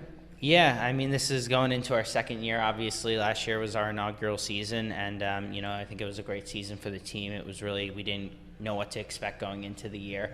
Obviously, a completely brand new team for us, and we got our 20-win season for the year, which was great. We were able to win the DVCHC, which was a huge step for us and definitely a goal we had last year. But this year, moving on to bigger and better things, we move into the Mach, which is one of the top Division II conferences in the entire country. So we're really excited about that. Get to play teams like Penn State and Liberty, Stevenson and Maryland, a couple other schools as well. So we're really excited for the year that we have ahead of us. I think, we have a full schedule this year, almost 30 games, and, we're really looking to go into battle in each of those games this year and putting our best product on the ice. What's it like to play for Justin and Mike and some of those other coaches? Yeah, I think it's great for us. Some of them where Justin was away from the program coaching wise for a couple of years.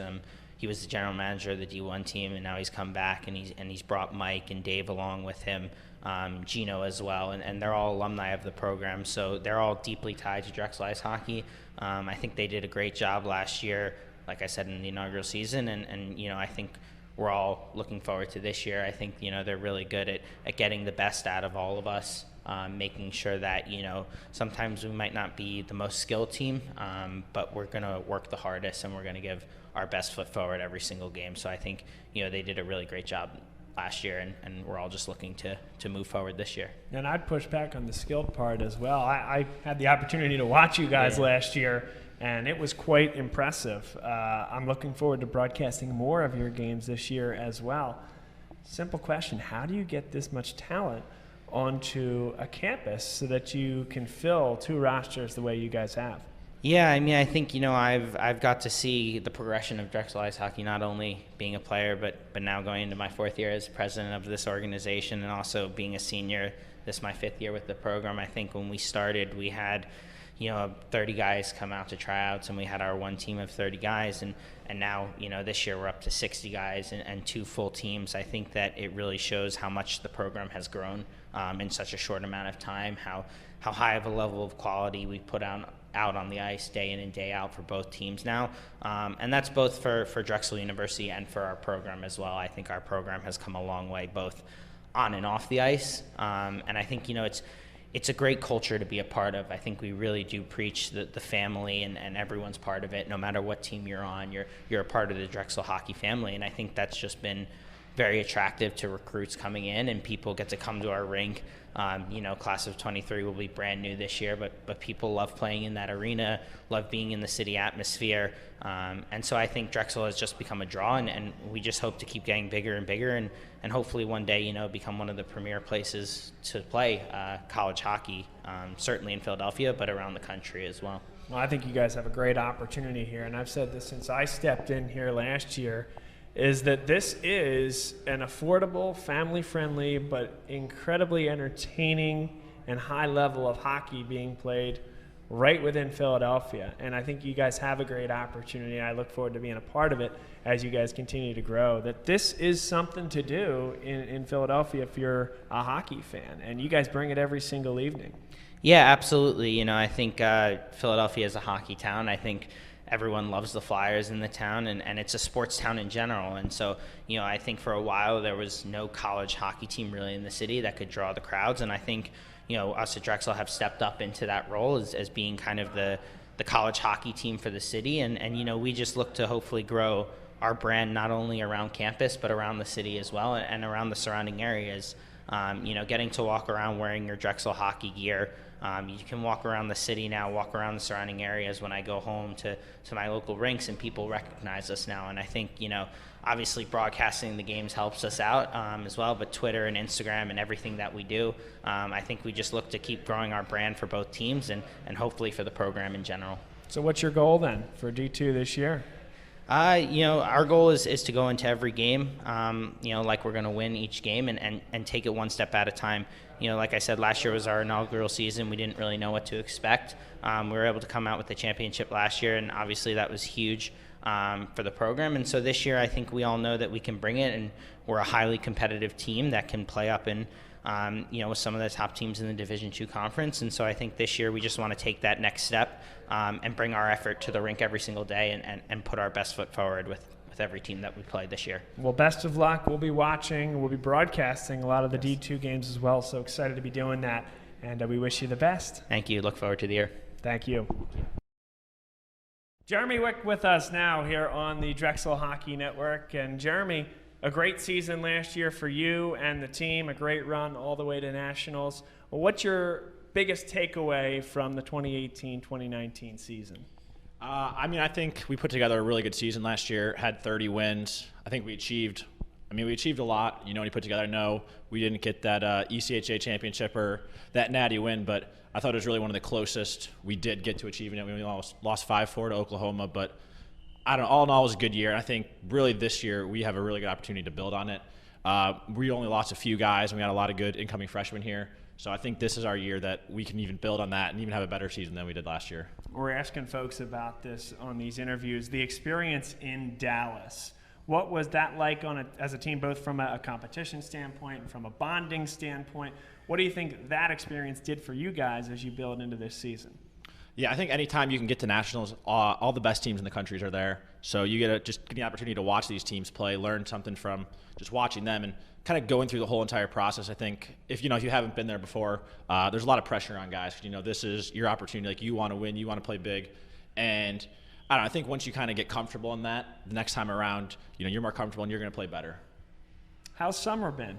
Summer's been a lot of fun. It's been a lot of fun on campus. I think everybody's been enjoying it, taking some time off, hopefully hitting the gym for everybody, and I think everybody's ready to go now. From a summer standpoint, what does that look like for a hockey player like yourself and your teammates? Obviously, that time to decompress and relax and have some fun, but from a hockey perspective, what does the summer look like for you? Yeah, so I'd probably say, season ends in March. I say most guys probably take all of April, maybe May off, and then maybe start June is when kind of guys start to get back on the ice, get back in the swing of things. I would say most guys in the team do like a summer league where maybe you skate once to twice a week. So you're getting on the ice a little bit and then kind of just hitting the gym, kind of somewhat staying fresh and somewhat staying sharp. You're not grinding where you're wearing your body down, but just enough to you can stay sharp when preseason comes around. So I know a lot of you guys know we talked to Dylan Dignan, who's moving up from D2 to D1. How's that going to be having him behind the bench with you guys?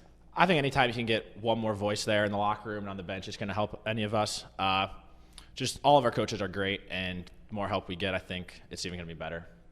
And I've asked a bunch of guys this, but the game you have circled on the calendar this year, or games? Definitely the Navy. I know we do it every year. Navy, and I would say even Westchester, too, is starting to, ever since they joined our division, I think they're kind of one of our big rivals now. They're probably going to be our toughest match of the year. They're probably the number 2 team in our division. So between Navy, Westchester, and Nova are probably the 3 biggest games we got.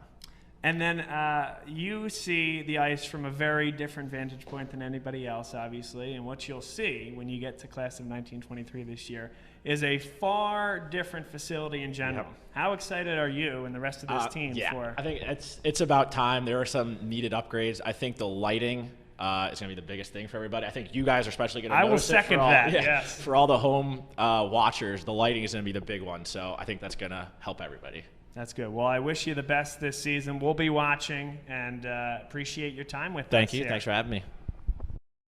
On with us here on the Drexel Hockey Network. And Jim, looking forward to the year here, 2019-2020, back at it for another year of Drexel Hockey. What's the thing you're most looking forward to for this campaign? Really just getting back on ice with the guys. Starting off hot right next week, 2 weekends in Buffalo. So really just getting back out there and right away getting back to playing with everybody. Everyone's been off in the summer, kind of on their own, just trying to stay on the ice and get ready. So to have everyone back together would be good.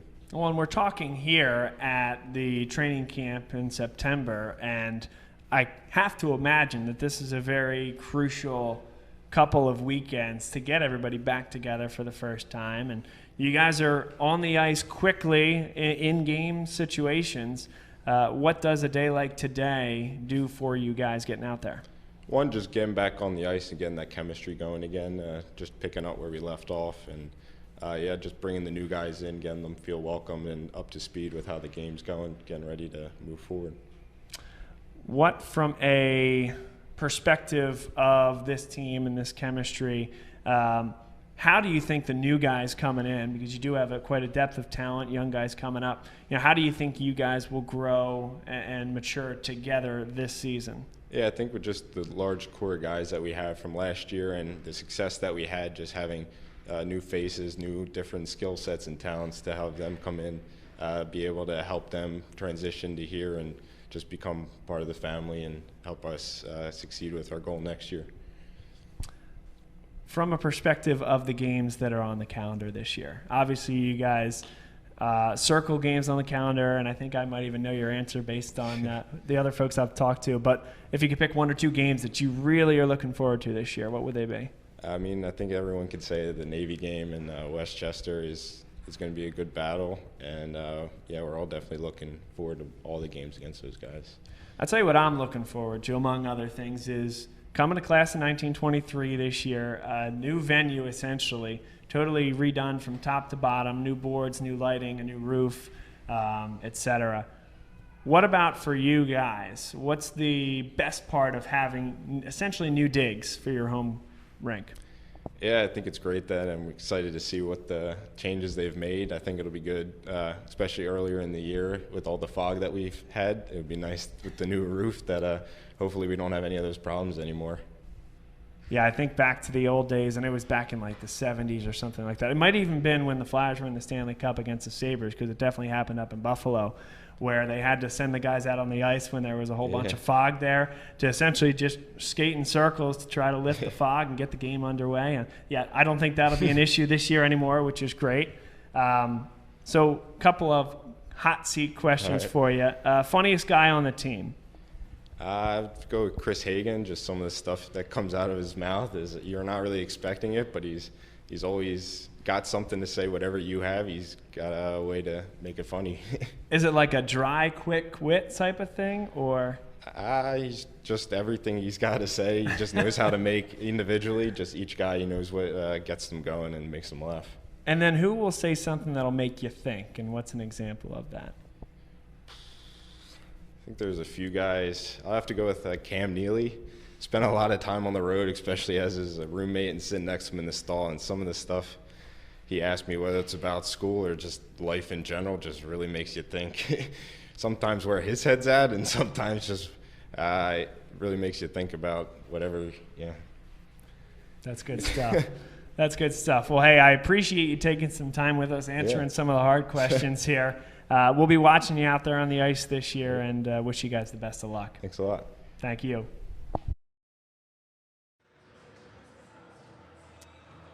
Welcome back inside the class of 1923 arena here in Philadelphia, Pennsylvania, the home of the Drexel Dragons.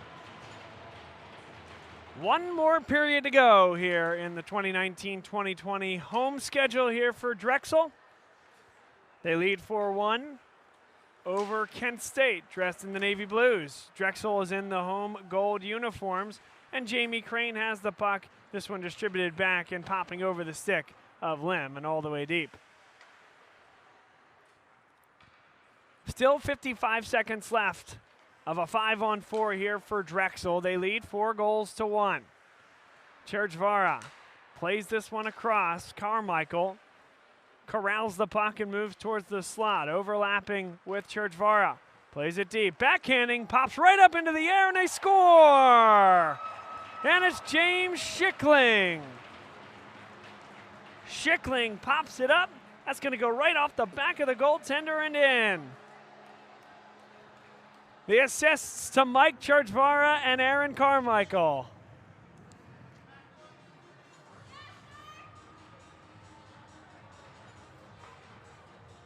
And we got Carmichael at 3 here. Churchvara with a goal and an assist, and then Schickling as well with his goal.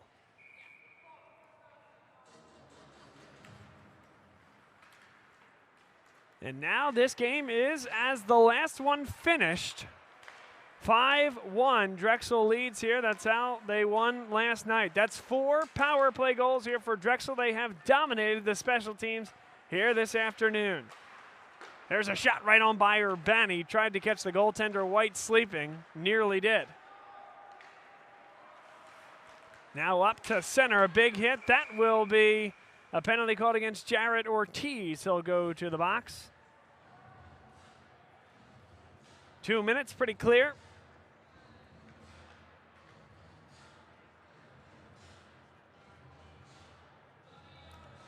.18:47 to play. Drexel with a 4-goal cushion here at home.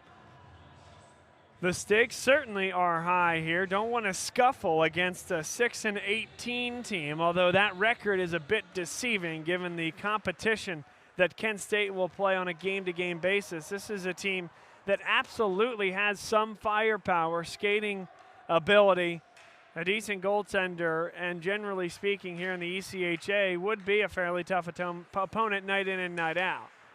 Certainly not gimme games in any sense of the word, and Drexel has played well after some slow starts on both games. But for Drexel, the number 13 team in the country at the ACHA level, this their last game before the finality of the rankings, and now they're having trouble with the puck. Kind of a dead spot there, and it's given away. Right on here for Patrick McGinley, who takes it back behind the net. The rest of the Drexel Dragons are changing. They'll send it back. And remember, Drexel on the power play, so they're going to take their time and now rip it all the way down the ice. 1 minute to go on this Kent State power play. Now they do carry it with some steam, dropping it off for Zarecki, who takes the shot, blocked there by Kurzenabe, and dumped back deep by Ferrari. Ferrari now moves into the slot, awaits the puck, but instead it's backhanded by Hunter Hilbrecht back behind the net for Herman. Zarecki has it now. Hilbrecht comes onto it. Hilbrecht onto the backhand. One-on-one against Tyler Black defensively, shielding off Black. Up towards the point, kept in. And Zarecki, now Hilbrecht, both down below the goal line for it, chopped ahead there. Pinching, but a giveaway. Tyler Black taken down with the trip. And continuing to shoot themselves in the foot is this Kent State team. You're going to see right here as Black comes on the clear trip. That'll send number 20, Zachary Barnes, to the penalty box for 2 minutes. 15 seconds left of 4-on-4 hockey, and then Drexel will get a power play thereafter. Really, that's been the story of the game here today. It's been special teams opportunities. Drexel 4 goals with the man advantage, and Kent State nothing on the man advantage. And frankly, Drexel's 1 had some pretty good offensive opportunities, a man down, and 2, Kent State has committed 2 or 3 penalties when they're a man up to create 4-on-4 opportunities that eventually become Drexel power plays, and this is going to be icing.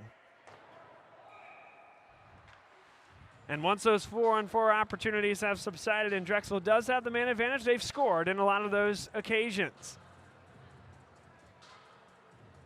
So with 1:44 left on the penalty to number 20, Zachary Barnes, and the Drexel power play now commences as Drexel got their man out of the box just a second ago. Carmichael in the face-off circle. Eugene Lim plays it down for Crane and gets it back. Churchvara in the slot with a shot that hit the outside of the pipe. Carmichael with it now up towards the point. Over for Eugene Lim. Back for Churchvara. Now Aaron Carmichael. One time he scores! Aaron Carmichael, a power play goal, and Drexel in full control. Leads 6-1. What a fire that was. And it beat the goaltender 5-hole. Eugene Lim and Mike Churchvara with the assists. And this line has been on fire here today. Churchvara has a goal. Carmichael now has a goal. And Eugene Lim has 2 goals. The plus minuses here are going to be good.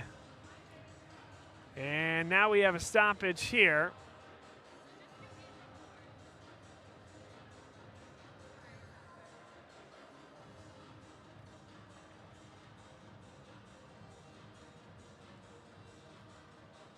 (6-1) our score.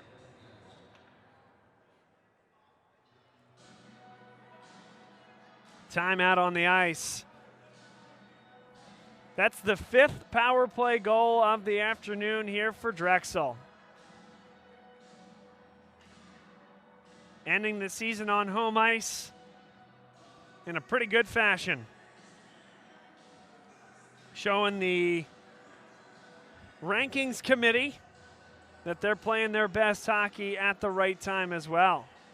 This portion of today's game brought to you by Drexel University's LeBeau College of Business. For over 125 years, Drexel University has been uniting academia and industry to empower the next generation of leaders.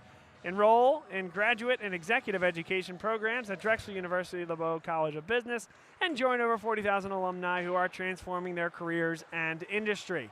Learn more at drexellebeau.com. Now Drexel with more possession. Here is Neely sent right across, and it was sticked out of the way there by the goaltender, Ben White.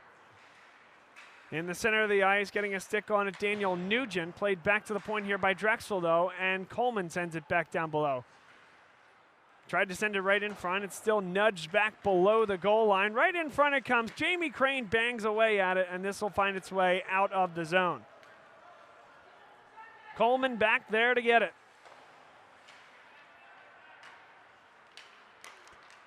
Castura goes 1-on-3 as Drexel gets a change. Holds it up. What a great looking pass that was. Just a little bit behind Cam Neely. Neely comes up with the puck. Now Castura has it. Played back, nobody at the point. And Kurzenabe nearly lost the puck. Dickens lost his stick. Now into the center of the ice, flipped up, and Carmichael got a piece of it. Here's Eugene Lim looking for the hat trick. Takes the shot just inside, missed the post. And out of the zone, hand pass called there. Tyler Black. 15:02 to play. Drexel 6, Kent State 1. One of the more complete efforts that this team has had. Although if we're going to talk about concentrated success, we're going to talk about special teams opportunities for this Drexel team. 5 of the 6 goals scored on the power play, and they have yet to give up a power play goal. Batted deep here by Jacob Friedman. Tyler Black onto it now. A backhand along for Aaron Carmichael, who takes it on his forehand. Black nudges it along the near side boards. Eugene Lim sends it in and sent back out to center ice. Carmichael backhands it and into the neutral zone. Backhanded there, Ferrari. Carmichael with it now. And he'll spin it without numbers. A backhand into the neutral zone. One touch there from Kent State looking for possession. Ferrari has it. He'll gain the zone. And right across. Nobody there now. A one-timer through traffic. Big rebound across. Tried to get it onto the backhand. That was Hunter Hilbrecht, and he has it now. Played back to the point. Jared Herberg takes the shot. It's deflected wide. A stick was lost there by Jacob Friedman. Back to the point, Bubanik. And gives that one away. What a pass that was. Here's Kyle Weller right on. And a big save by White. It's flipped up. And it does stay in the rink. Gosh, a beautiful pass there from Eugene Lim onto the stick of Weller. And had a really good shot at that one. Kilway with it now takes a shot into the catching glove of Jeremy Wick. 13:35 to play third period. Drexel maintains that 6-1 lead. Tail end of the save there by Wick.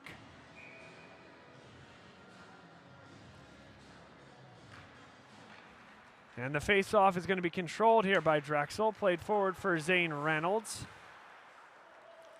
Churchvara with it now.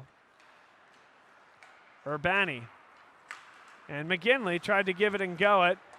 But a good stick on the ice there by number 10, Justin Bioni. And a giveaway here from Drexel. Urbani plays it back deep. Churchvara is there. He takes a hit into the boards. Now Zane Reynolds twists it forward. I thought did get it out of the zone. Indeed did. And now Urbani brings it forward. Urbani right across, a great pass onto the skates there of Zane Reynolds. And brought free. Urbani with a wrister, and it's into the catching glove of Ben White.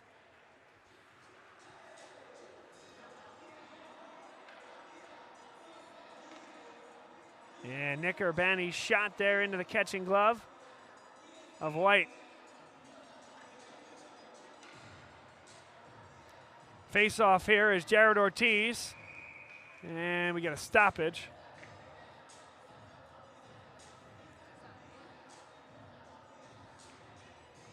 Now they're going to kick Jared Ortiz out of the box. And now DiCarlo kicked out of the face-off circle. I guess that leaves Nick Castura.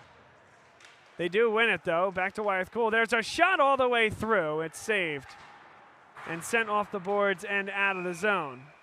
Penalty called. Going to go against Chris DiCarlo. He'll go to the penalty box for 2 minutes. 12:42 to play.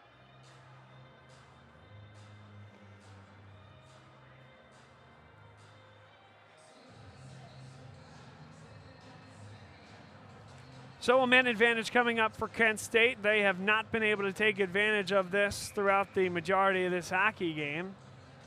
If they want any chance to come back into this one, they'll need to start right now. Herman, off the face-off win, plays back into the slot.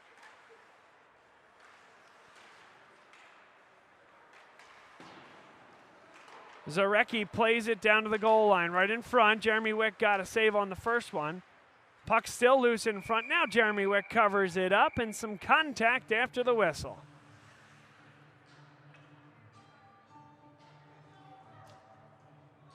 .142 to go on the Kent State power play. 12:23 to go in the hockey game. Drexel a 6-1 lead en route to a 2-game sweep this weekend of the road Kent State Golden Flashes. But alas, it's Drexel in the home gold uniforms here today.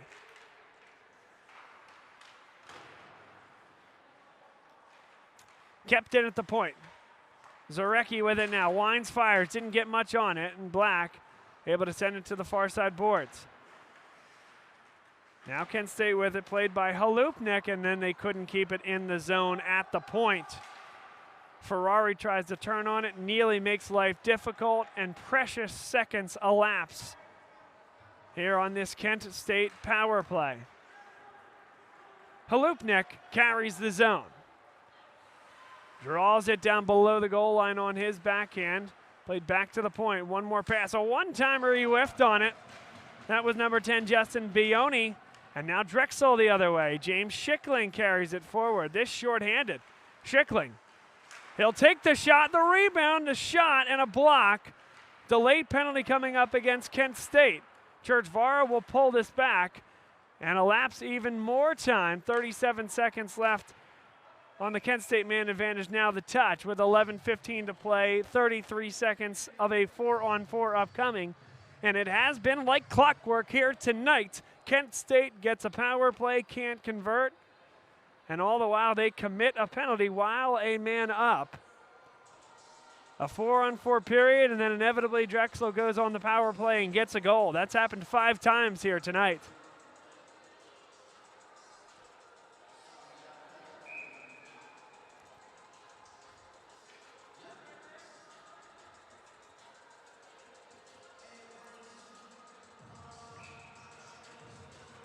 Weller to take the face-off. He wins it back. Black keeps it in at the point. Played down for Nick Urbani. Urbani, a nice pass across. Weller with a shot. Big save by White. Weller keeps it in. Across for Urbani. Great pass. There's a shot. It was blocked. The follow, no good from Patrick McGinley. He didn't get a lot on it. Now Black. He pinched up, kept it in the zone. Nicely done. Has traffic in front, so plays back. Urbani, a wrister. Big save, a big rebound, and it's sent to the near side boards. Flipped up and out of play. And the faceoff should be in the Drexel offensive zone, as that was not tipped on the way out. Unlike the NHL, that is not a penalty for delay of game because it's only 6-foot boards, and that's just not how they do it here at the college level either.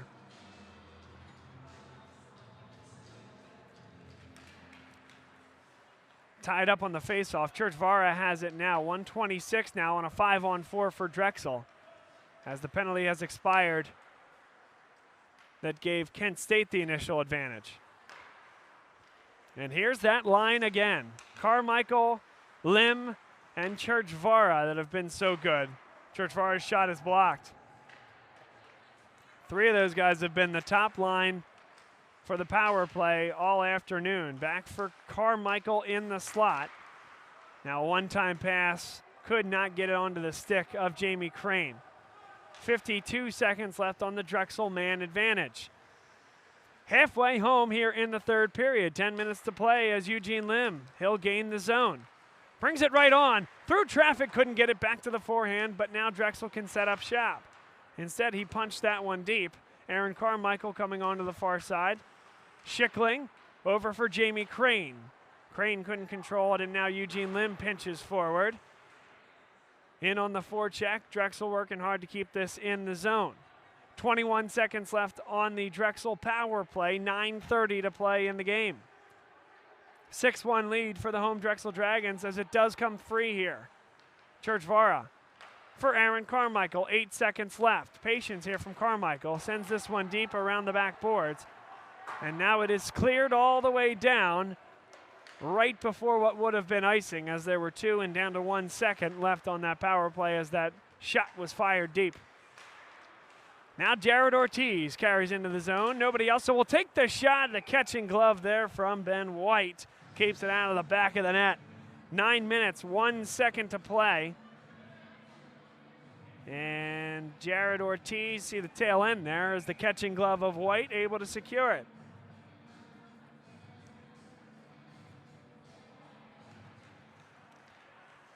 Castura onto the forehand, sends it to the boards. Jarrett Ortiz along with Castura, who comes up with the puck. Castura now. A one-man wrecking crew down there as he hangs onto the puck through a lot of traffic, gets it onto the back end, flips it up, and DiCarlo couldn't control, but he'll muscle it deep. Travia thought he had a chance to keep that one in the zone, but did not. Jared Ortiz in there now, and Kent State. Everybody's onside. Good turn there by Chris DiCarlo, and now Castura turns on the Jets, backhanded along by Gianluca Travia. 8:15 to play, third period.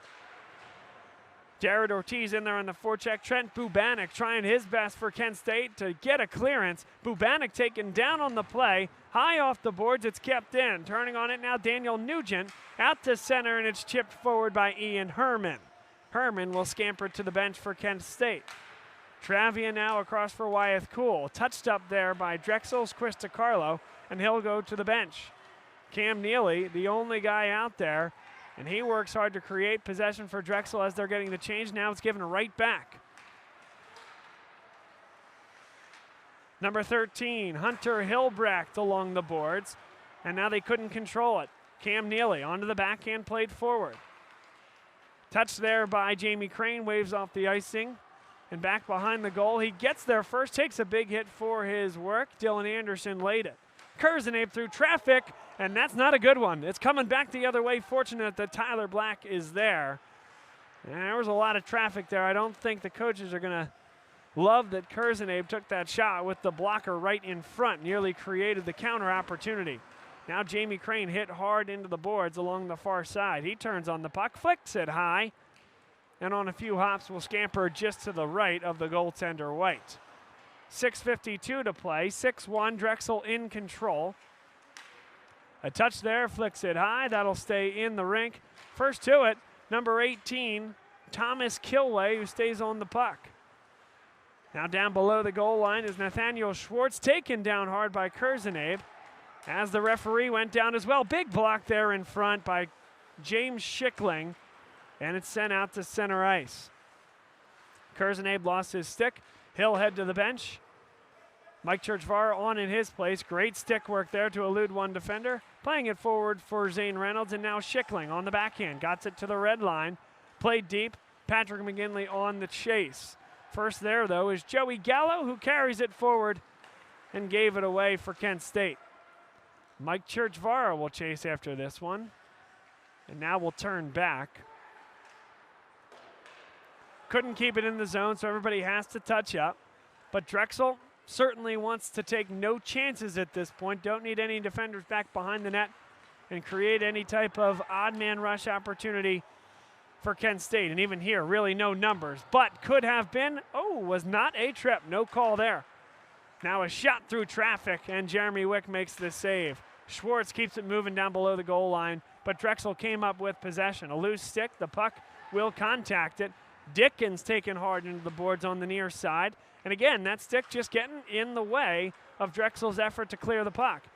Now the official keeps the stick moving towards the sideline, and Churchvara slows things down with 5:13 to play in the third. This might unleash Aaron Carmichael forward. Eugene Lim flicks it up. Eugene Lim right in front, they score! And there you go. It's Kyle Weller on the goal, an easy one there on the assist from Eugene Lim. And Aaron Carmichael, the secondary assist. Eugene Lim, what a game for him. 2 assists and a goal. Kyle Weller, he has his first goal of the night, and it's a 7-1 lead for Drexel.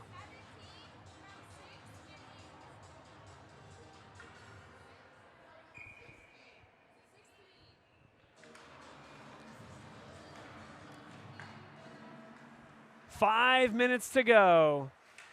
And certainly a happy day here at the Class of 1923 Arena for all the stakeholders of Drexel hockey. The last time they'll take the ice here at home this year. And this weekend series has been impressive from the number 13 team in the country. Looking to move higher in those rankings after the conclusion of this weekend's games and when the rankings are released, most likely next Wednesday.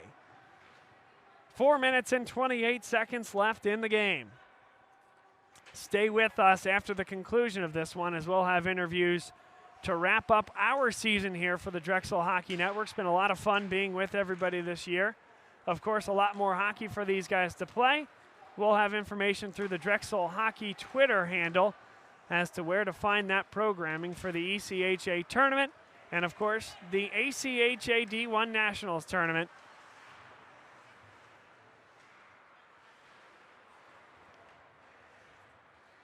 Now James Schickling, a shot through traffic. That one got all the way through and was just wide. To the weak side, they were trying to find Gianluca Travi, but a giveaway. Cam Neely looks for help. It comes in the form of Schickling, big save and a rebound in front. Cam Neely keeps it moving down below the goal line. Kent State comes up with it, sent across. Kept in by Tyler Black, punching it deep. Castura there, right in front, they shoot. I don't think that one got to net. Didn't get a ton on it. If so, the save was there by White. Kurzanabe plays it to the edge of the circle right across the paint. And now the net comes off the moorings with 3 minutes and 14 seconds to play in the third period.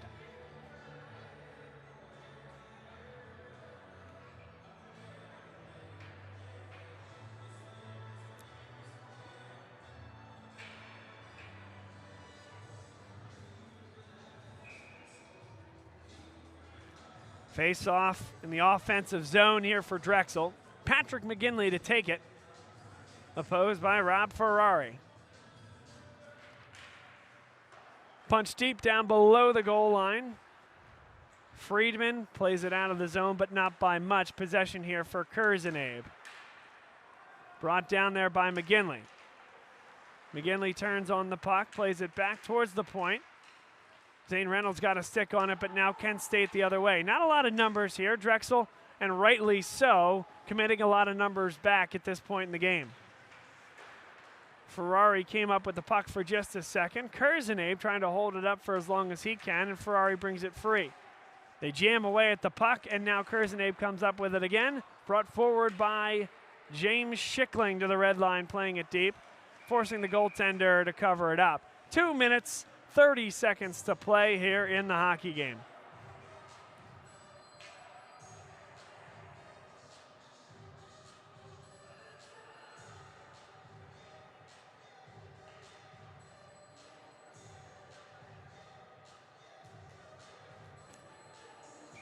And opposite dot face-off here, Jared Ortiz.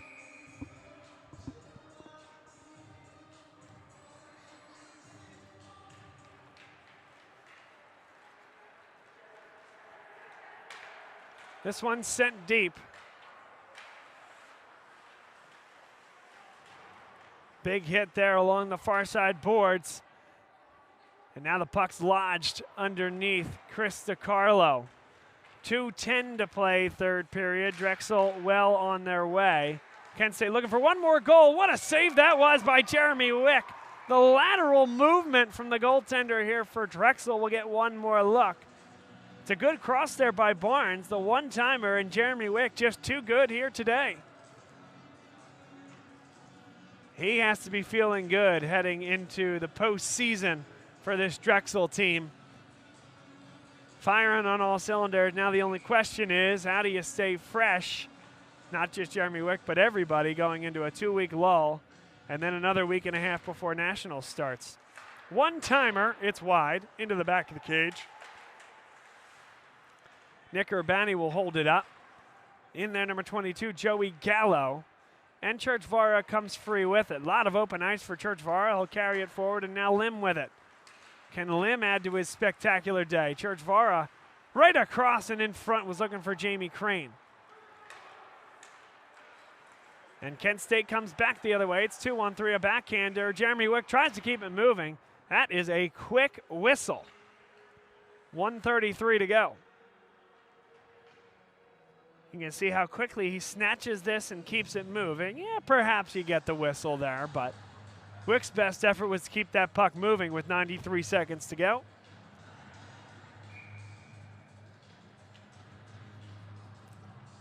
Aaron Carmichael to take the face-off, one of the seniors here tonight. Church Vara, one of the seniors out there as well, playing his final home game. Of course, we mentioned Chris Hagan, game misconduct earlier on. The all-time leader in points for this Drexel program, a tremendous career for him. Now Carmichael punches this one forward, has Lim with him. He'll take the shot. That one hit the pipe and stayed out somehow. That would have been his second goal of the afternoon. Bubanik sent that one through, right on towards Wick. To the backside, they went to the wraparound, and Wick was there. I don't think the puck ever came back in front again either. 56 seconds left in the game. Lim flips this one high. And Carmichael, he'll try it again. Carmichael, puck taken away from him. You know that senior wants that last goal. But Drexel is going to be happy with the way they've played start to finish in this one. 7-1. And again, the first goal from Kent State, it was controlled therein by this Drexel team. McGinley back behind the net. Plays forward to the point. Coleman through traffic, knocked down there by Schickling. To the back boards, 20 seconds left.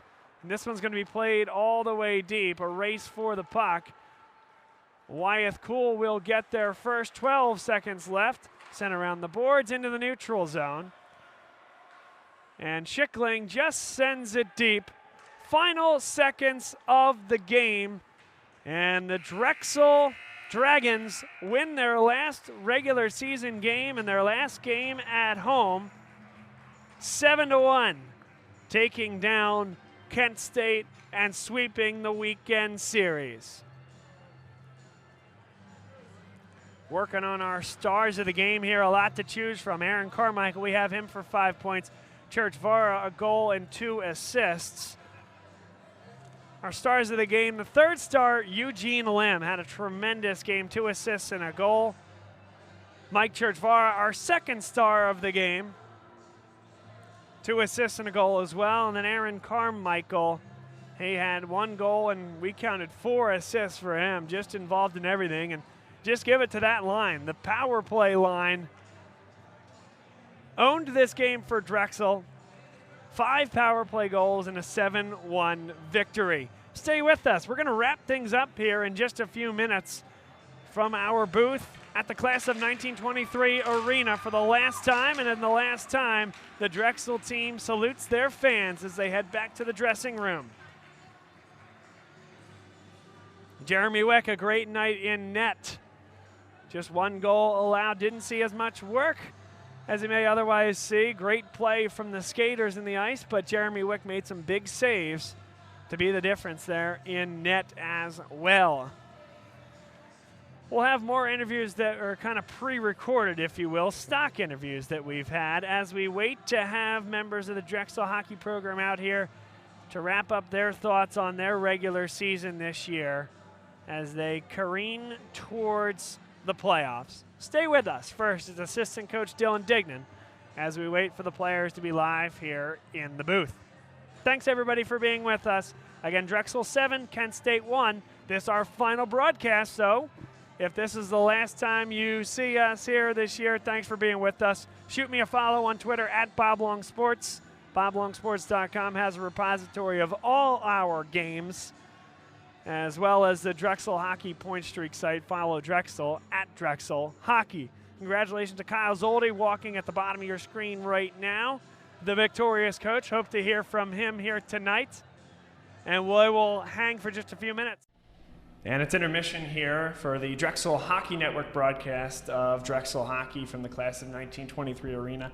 We have D1 coach Dylan Dignan with us here. And Dylan, you made an interesting transition this year from the D2 team up to the D1 team. Yeah. What's that been like? And if you could break down some of the differences between D1 and D2, I think you're in a unique position to explore that. Yeah, so far, I mean, just from a time commitment, last year for D2, we had 1 practice a week, 2 games a week mostly. So now we're ratcheting that up with D1, goes to 3 practices a week, 2 games a week. Seems like the competition is also, spread out a little bit more, so there'll be more travel and all that kind of stuff. So just off the bat, more time at the rink, which is always good. Spending all my weekends and stuff at the rink, no place I'd rather be. And then just from a depth perspective, for D2, we had a lot of young guys. Leadership had to have come from a lot of the coaches, trying to gather some of these younger players. Some people stepped up, but for the D1 team, we have returners. We have people who know the system. We already can go through and just hit the ground running, whereas with D2, we were really trying to build a culture last year as it is our first year. So a lot of differences, but I'm very excited to make the transition. Already enjoying it, so having my own opinions about different things. So if you could, based on what's PC and on camera, the differences between Justin and Kyle thus far from what you've seen. The differences between Justin and Kyle, just the way, first off, how we run the practices is different. With Justin, we, especially like I mentioned, having less experience, going through more of the systems and trying to go through that step by step. Whereas with Kyle, we're going high compete, high speed, and in between drills and things like that. So how we're running practices, and you can tell that Kyle has been doing this for a while. Justin stepped in as a head coach last year, I believe, at the college level for the first time. So just more experience and more about handling things. I really look to him as a mentor, someone who's been around the block. If I have questions, I go to him. So it's been good. It's great to be able to lean on both of them at this point. So if you could, the D1 team this year has a lot of talent, a lot of experience. Yep. Any of the D2 guys that we're going to be looking for to compete and contribute at the D1 level, guys that you coach that you can kind of guide and roll with up to the D1 level? Yeah, so we're hoping, that's part of the goal is having both of these teams, is that we can do that. Recruiting from outside is great, but if we can build stuff from within, that's definitely good. There's one player in particular that we're looking to make an impact forward this year, and that's Zane Reynolds. Huge player for us last year on D2, someone we could always rely on to score, to be in the right play or right positions, make the right plays. We're thinking that he's going to be able to slot in perfectly within D1, and that's something that we need to build around, right? We had, most wins of any Drexel hockey program last year with the D1 team, and we got to nationals. We're so close to getting that win. We need these type of pieces, and I think he's going to be able to contribute and fill in a role really easily. So what was your journey to get here, coaching with D2 last year and year 1 of the program? But if you could break down your hockey career leading into this point, and then how you ended up joining the program now. Yeah. So I went from the area, grew up in Delaware, came to Drexel after I played a little bit of junior hockey for Little Flyers. Came to Drexel just because I found it online. My uncle had gone here, and I was like, okay, and I knew I could play hockey, so kind of fell into that randomly, played all 5 years, and then ended up moving away from the area for a few years. I moved back last year, and I was asked from David Hanaway, who's an assistant coach on D2, if I could help step in and just be on the ice and move some pucks for practice. And then a week or two goes by, and I'm the only one at practice kind of helping run all the drills. Kind of got thrown into the fire a bit there, but I loved every single second of it. As soon as I got back into it, I knew I wanted to stick around, and even if they asked me to leave, I'd make my way back. So it's been really great. I love working with all the kids, and if you just feel like you're back in that player atmosphere a little bit too, but you also get to see them grow, which is something that I didn't realize that I would actually enjoy. But it's amazing to see, what work you put in, what work the kids put in, and how that transition is something. It's a great feeling. So. Well, we appreciate your contributions to the program. Excited to see you behind the bench for D1 games this year. Dylan Dignan, assistant coach for the D1 team. Thanks so much for your time. Thanks, Bob.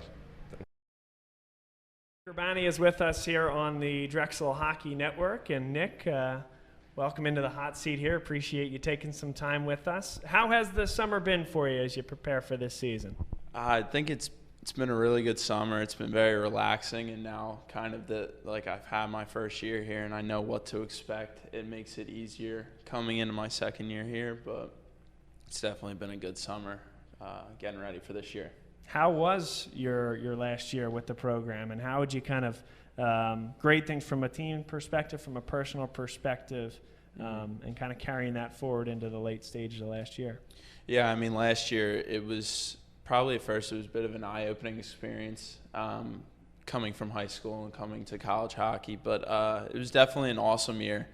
A lot of fun with the guys, great group of guys that we have here, and just coming in and being accepted, not quite accepted, but like brought into the locker room so quickly with all the older guys was definitely awesome. I think we had 3 rookies on the team, 3 freshmen. I think all of us would say that the older leadership definitely brought us in and made us feel very welcome and part of the family very quickly. So you're already somewhat of a young veteran given the experience and the time that you logged on the ice.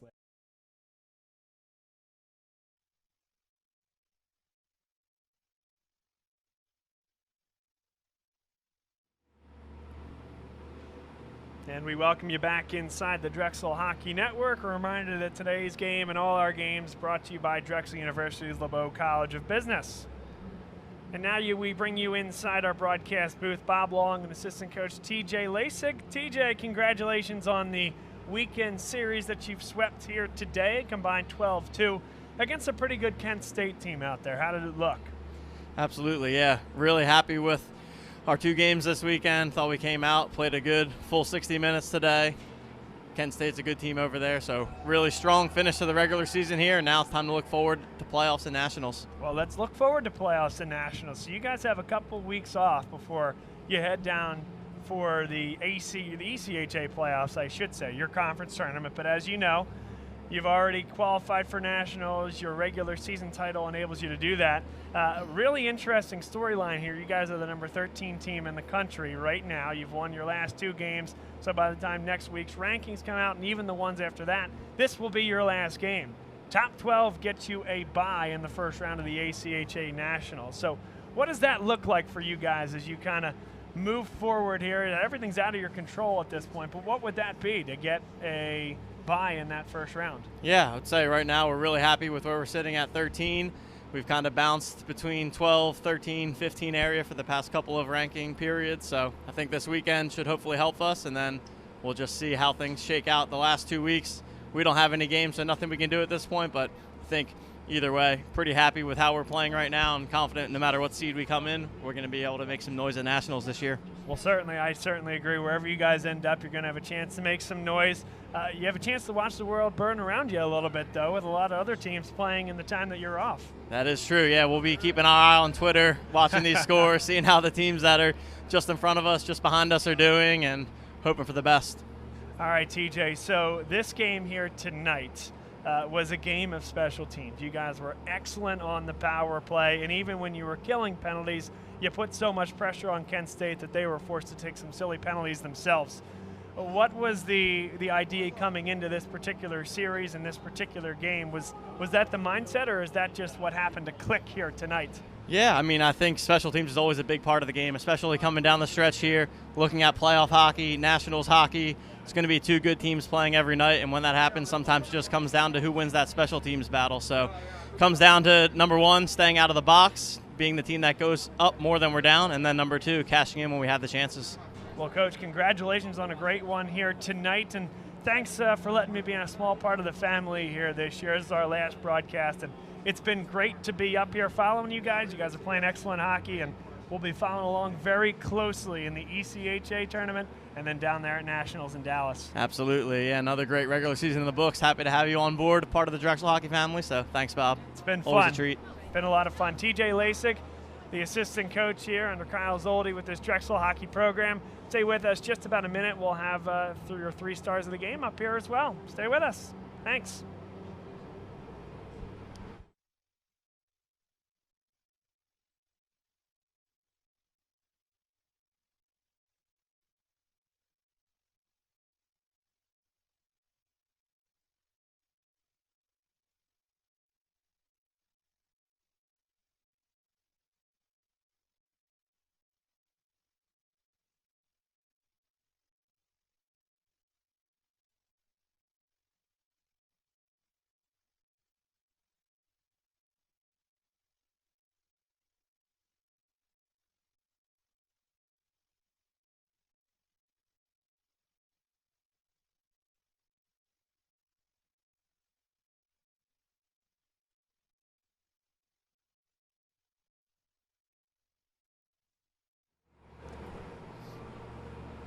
Thanks, everybody, for your patience. Again, tonight's broadcast brought to you by Drexel University's LeBeau College of Business. And now we bring you back inside the broadcast booth, and we have netminder Jeremy Wick, forward Nick Castura, and forward Cam Neely with us. Guys, congratulations on one heck of a win here today and one heck of a weekend series. You guys played very well from the opening puck drop to the last whistle there. Yeah, definitely end of the season, coming into playoffs, this is definitely the time when we want to be peaking, playing our best hockey. And hopefully we can keep this going into ECHA playoffs and then roll it into Dallas for Nationals. Yeah. Nick, what'd you see out there? A great weekend series for you. You're buzzing around down there below the goal line, creating chances. Special teams was huge this weekend. I mean, power play was electric tonight. Pumped 6 in there. We're firing on all cylinders, and it's the perfect time to be playing our best hockey heading into playoffs and Nationals. And Cam, I tell you what, you stand out to me because while the rest of the team is changing, you're just creating opportunities in the zone, letting the other reinforcements come out there on the ice and creating possessions. What is it that you're focused on when you come off the bench and buzz around the way you do? I think it's just keeping your play simple and making sure that you're smart, you're in the right positions, and eventually the puck finds you, and hopefully you can find a guy open when you have it. All right, so I'm going to ask the 3 of you guys the same question. You're heading back to Nationals. What's that feel like? And tell me about what the next month looks like for you, because it is a long time till you're heading down to Dallas. I think for us, it's at least this next week, getting a little bit of rest in, and then trying to eventually wind up again, get to our best game, and make some magic happen.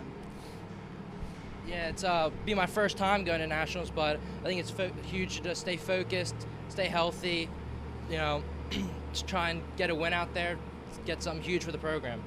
Yeah, in these next 2 weeks, we're really trying to do a lot of kind of healthy competition with guys on the team, dividing up, do a lot of small area games, make sure everybody's competing hard and getting in the best shape we can. I think for Nationals, there are a lot of us, especially the older guys. This is our 4th year in a row of a more mature team now, and I definitely think, we kind of have the core group of guys that can get a win this year. That's great. And now the last question for each of you guys, because you each come from a little bit of a different place from an experience perspective, how long you played for the team here. The end of a regular season here and the support you've had at this venue that you've had to play in and the way you've defended it like a fortress, what's that like? What does the end of the season feel like? And as you look back and reflect, what do you take away? Yeah, I mean, you definitely look forward to Nationals, but you kind of also have to take a step back and realize everything that we've accomplished at home. I think we've only lost 1 game in a shootout at home, maybe if that. We've played really well at hockey at home. And, you just got to appreciate it when you can, especially being here for a lot of the guys. The seniors, it was their last game here ever. So you definitely wanted to pull out the win for them tonight, too. Yeah, we've played probably our best hockey here at home, and it's important to learn from what we've done right here. But Nationals and playoffs are not here, so we have to bring that same intensity, same energy away from the rink that we bring here. Yeah, I mean, there's a lot of up and downs through a season, but I mean, this year, it's pretty much our 4th year going to Nationals in a row, so we have a lot of experience. So we're able to overcome a lot of the obstacles that in the previous years we may have struggled with. So it's really nice to have a lot of experience, and I think we're all really excited for the trip. And I still think we're really looking forward to what we have in front of us before we can really embrace what's come behind.